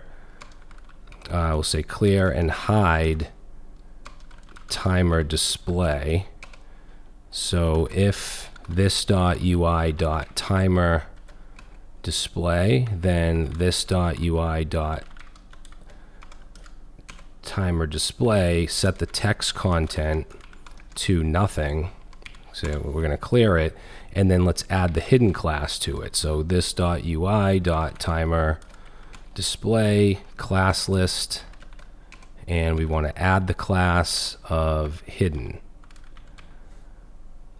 And yeah, that should do it. All right, now the next thing we need to do is whatever's being passed in is on tick, which is going to be this right here. So we need this update timer display in our UI.js. All right, so let's go to UI.js, and let's go to the bottom here, and let's say we want to update timer display. Okay, and remember this takes in minutes and seconds. So basically we want to show those as it ticks. So if this let's say timer display, and then we'll say if minutes is greater than 0 or seconds is greater than 0. So the reason I'm doing that is because let's say if it's like 0304, that's left for the timer, right? So in this case, the minutes is greater than 0, but you might have a case where it's not, right? In this case, minutes is 0, but you have 4 seconds left. So you want to check if minutes is greater than 0 or seconds is greater than 0. If that's the case, then let's get the time. So we'll call this formatted time, and I'm going to set this to a template string. So I'm going to use backticks, and in that we want to show the minutes. So let's say minutes, but I want to add some stuff onto that. So we're going to go minutes dot, and then I want to show toString. So we're just making sure it shows as a string. And then I'm also going to add the method of pad start, and we're going to pass in 2 and a string of 0. Now the reason I'm doing that is so it pads it with zeros. So instead of showing 3, 5 in this case, right, we would want to pad this with a 0. That's what we're doing with the minutes. We want to do the same thing with the seconds so that we have 5, 0, right? So that takes care of the minutes. Now I want to put a colon right after the closing curly brace because that's where the minutes ends. Then we want the seconds here. So let's again open up our money sign curly braces, put in our seconds dot toString dot, and then pad start, and same thing, we're going to pass in 2 and we're going to pass in a string of 0.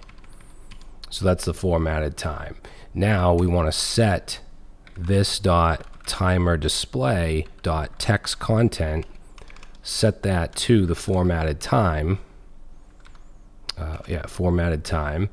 And then we want to remove the hidden class. So timer display dot class list dot remove, and we want to remove hidden so that it shows.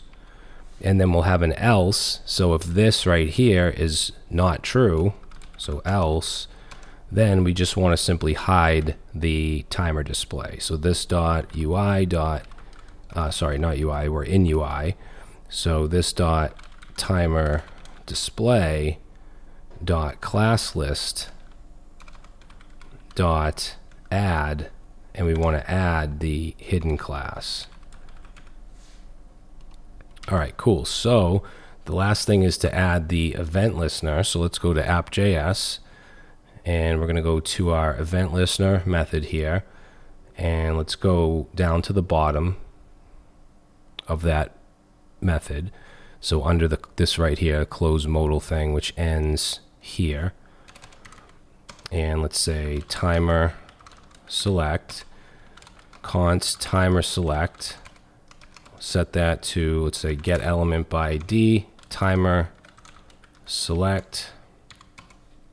We'll check for that, so timer select, and then in that is where we want to add the event listener. So on the timer select, which is that, the options or select box, I want to add an event listener, and I want to listen for a change, not a click, because it's a drop box or a drop down. And then let's have our callback with our event. And then in that, we want to get the minutes. So minutes, that's going to be the value of the select box, but I would just want to run that through parse int to make it a number. So parse int and then e.target.value. So that's the minutes. Then let's do a check and say if the minutes are greater than 0, then we want to start the timer. So this dot timer dot start, and then start takes in the minutes. Okay, it converts it to seconds and starts, it does all that stuff, starts to count down. And we can do a console log here as well and just say like timer started for, let's say 4 minutes, and then we'll have an else. So right here on that if statement, else, then we want to stop it. So this dot timer dot stop. And I think that should do it. But one more thing I want to add is in the reset. If we click the reset button, I want the timer to go away. I want it to go to 0. So let's go to the reset all right here.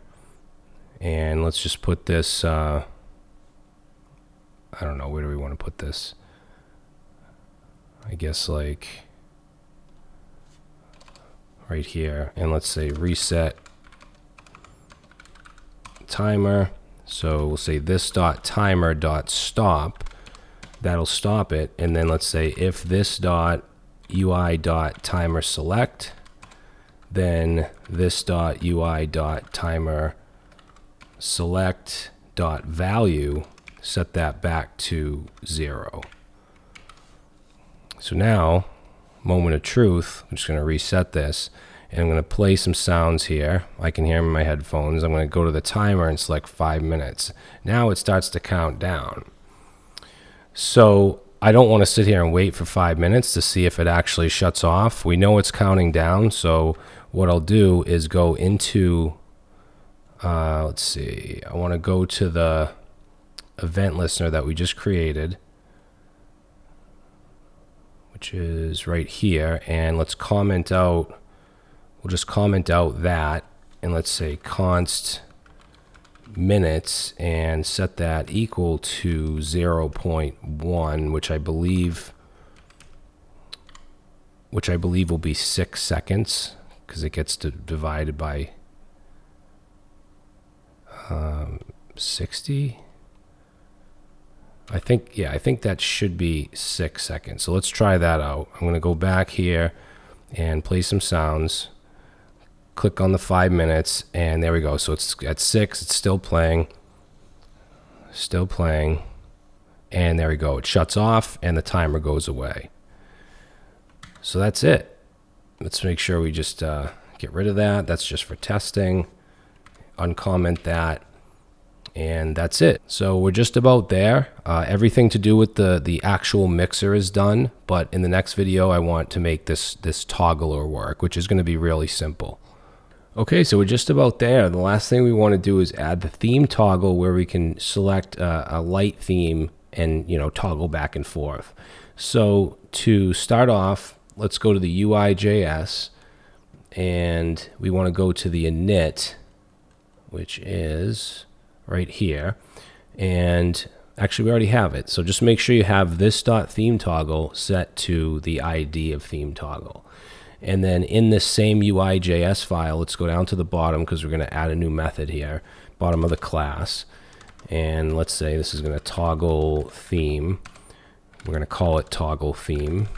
Very creative. And then in that, we want to get the body, because that's where this is going to go. In fact, if I show you the CSS here, you can see body.light theme. So that light theme class is going to go on the body, and we already have all the styles there for this. So we just basically need to toggle that. So let's create a variable called body and set it to the body. We can do that with document.body. And then we want the icon. So this .toggle theme, we already have that. And then we want the actual icon, the I tag. So we're going to do query selector and select the I tag within the theme toggle. And then let's do an if. We'll say if the body.classlist.contains, okay, which will just check if it contains a certain class. In this case, we want to check for light-theme. So if that's the case, then we're going to say body.classlist.remove, because if it's on there and we click it, then obviously we want to remove it. So remove light theme. And then we're going to replace, right now it has a moon. Let me just check this out. So it has a sun, and it should, if you're in dark mode, right, this should have a sun, because that's the icon is what it's going to be if you click it. And if you click it, it's going to be light. And then when it's light, it should show a moon, because if you click the moon, it's going to then go to dark. So let me just figure out what we need to do here. So we want to replace, so in this case, it is light, which it would have a moon. So we'd want to replace that with the sun, right? Sorry, just kind of thinking out loud here.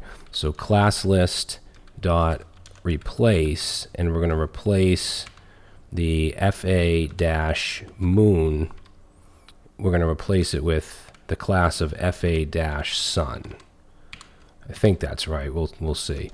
And then let's do an else. So if it doesn't contain light theme, then let's actually just copy these. Then we're going to add the light theme class. So let's do add instead of remove. And then we're going to just switch these around, where we say sun, replace with moon. Okay, so that's the theme toggle. Now we need to add the event listener. So let's go in app.js and go to the setup event listeners. No delegation, because it's only one element. So we want to go to the very bottom of this method, which for me would be under the timer select event. And let's say theme toggle. And I'm just going to check for if this.ui.theme toggle, then let's add an event listener onto this UI theme toggle. And we want to pass in here the click event, and then our callback. And in that, we want to call this.ui.toggle theme. Okay, we already have the CSS, so this should work. Let's click it. And nope, it's not working. Let's check out the console. Let's see. This.toggle theme query selector is not a function. That's in UI.js. Let's see. This.toggle toggle theme. Is that correct? Toggle. Oh, it's theme toggle. Theme toggle. Oops. Theme. There we go. All right, so let's try that. Yep, there we go. So now it goes to light, and then it changes to a moon icon, because remember, the icon should be what it's going to be when you click it. If I click a moon, it's going to be dark. Click a sun, it's going to be light. And that's it. So everything should be done, and it looks good on mobile. Okay, everything works. Play our sounds, change our volume, as long as we're not on iOS. Change master volume. We can set a timer if we want. We can save a preset. So my mix, save it. There we go. Play another mix. Go back to my mix. And again, I know you guys can't hear it, but you're going to have to just take my word for it. And if you've been following along, it should work. So that's it as far as our application's functionality. Now in the next video, I want to wrap this up. I want to show you how we can deploy this to Vercel. Okay, so now we're going to deploy this to the internet. And there's so many different ways to do this, so many different services. I really enjoy Vercel. They're not sponsoring this video in any way. It's just a product that I use with, I'd say, most of my products or most of my projects. So if you go to vercel.com, you don't have to pay anything. There's a very generous free tier. I would suggest logging in with GitHub, which is what I'm going to do here. And it's as easy as pushing your code to GitHub and then just selecting it from a menu here. And you can see this is the free account, my hobby account. I have quite a few projects here. And then I also have my Traversy Media account where I have a bunch of premium projects as well. So this isn't like something where I'm just, they're sponsoring me and I don't use it. This is something I use every day. But I'm going to put this in my free account since it's such a small project. And we first need to push to GitHub. Now, I've been making commits all along. So what I would suggest you do, if you haven't already, is open your terminal. You can use a GUI too if you have some kind of, you could even use it through VS Code. But I've always just stuck with the terminal when it comes to Git. So you're going to want to git init a repository. That'll create a Git repository in your folder. It'll be a hidden .git folder. Then you want to do git add all, right? So if you run that, it's going to add everything to basically to your staging area locally. Then you want to run git commit -m and then a message like initial commit.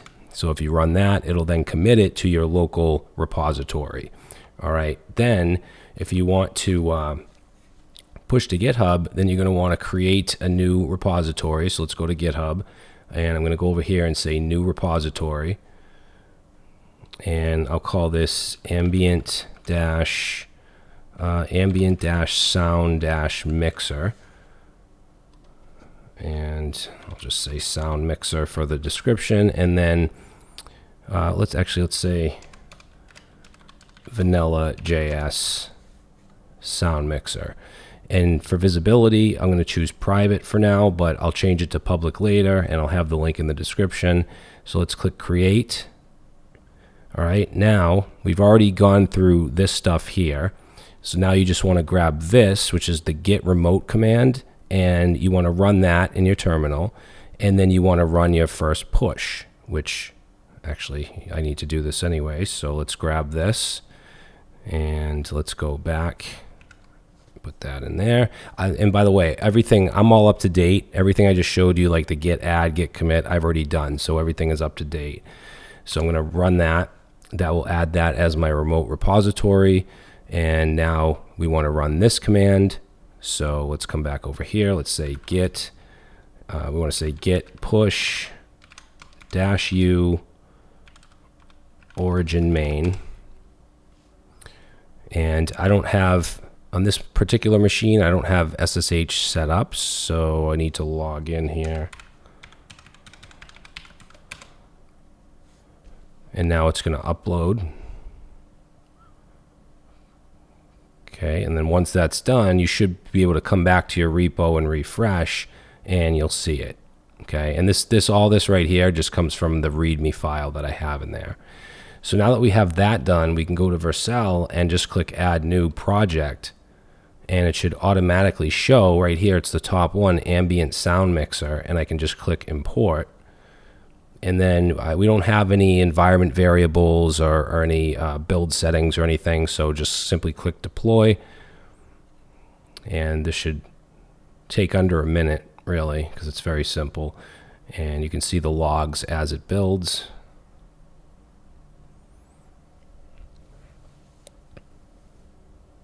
And there we go. So it should show a little screenshot, and you can either go to the dashboard of the project or click on the screenshot, which will take you to the final project, the deployed project. And you can just go through and test it. So these are playing in my headphones, volume works. I'm going to save a mix. Just call this mix, save it. Okay, there it is. I'll play one of these mixes, go back to my mix. That works. Pause all, play all. I can set a timer. I can reset everything. I can change the theme, and everything is now deployed. So this is now live on the web.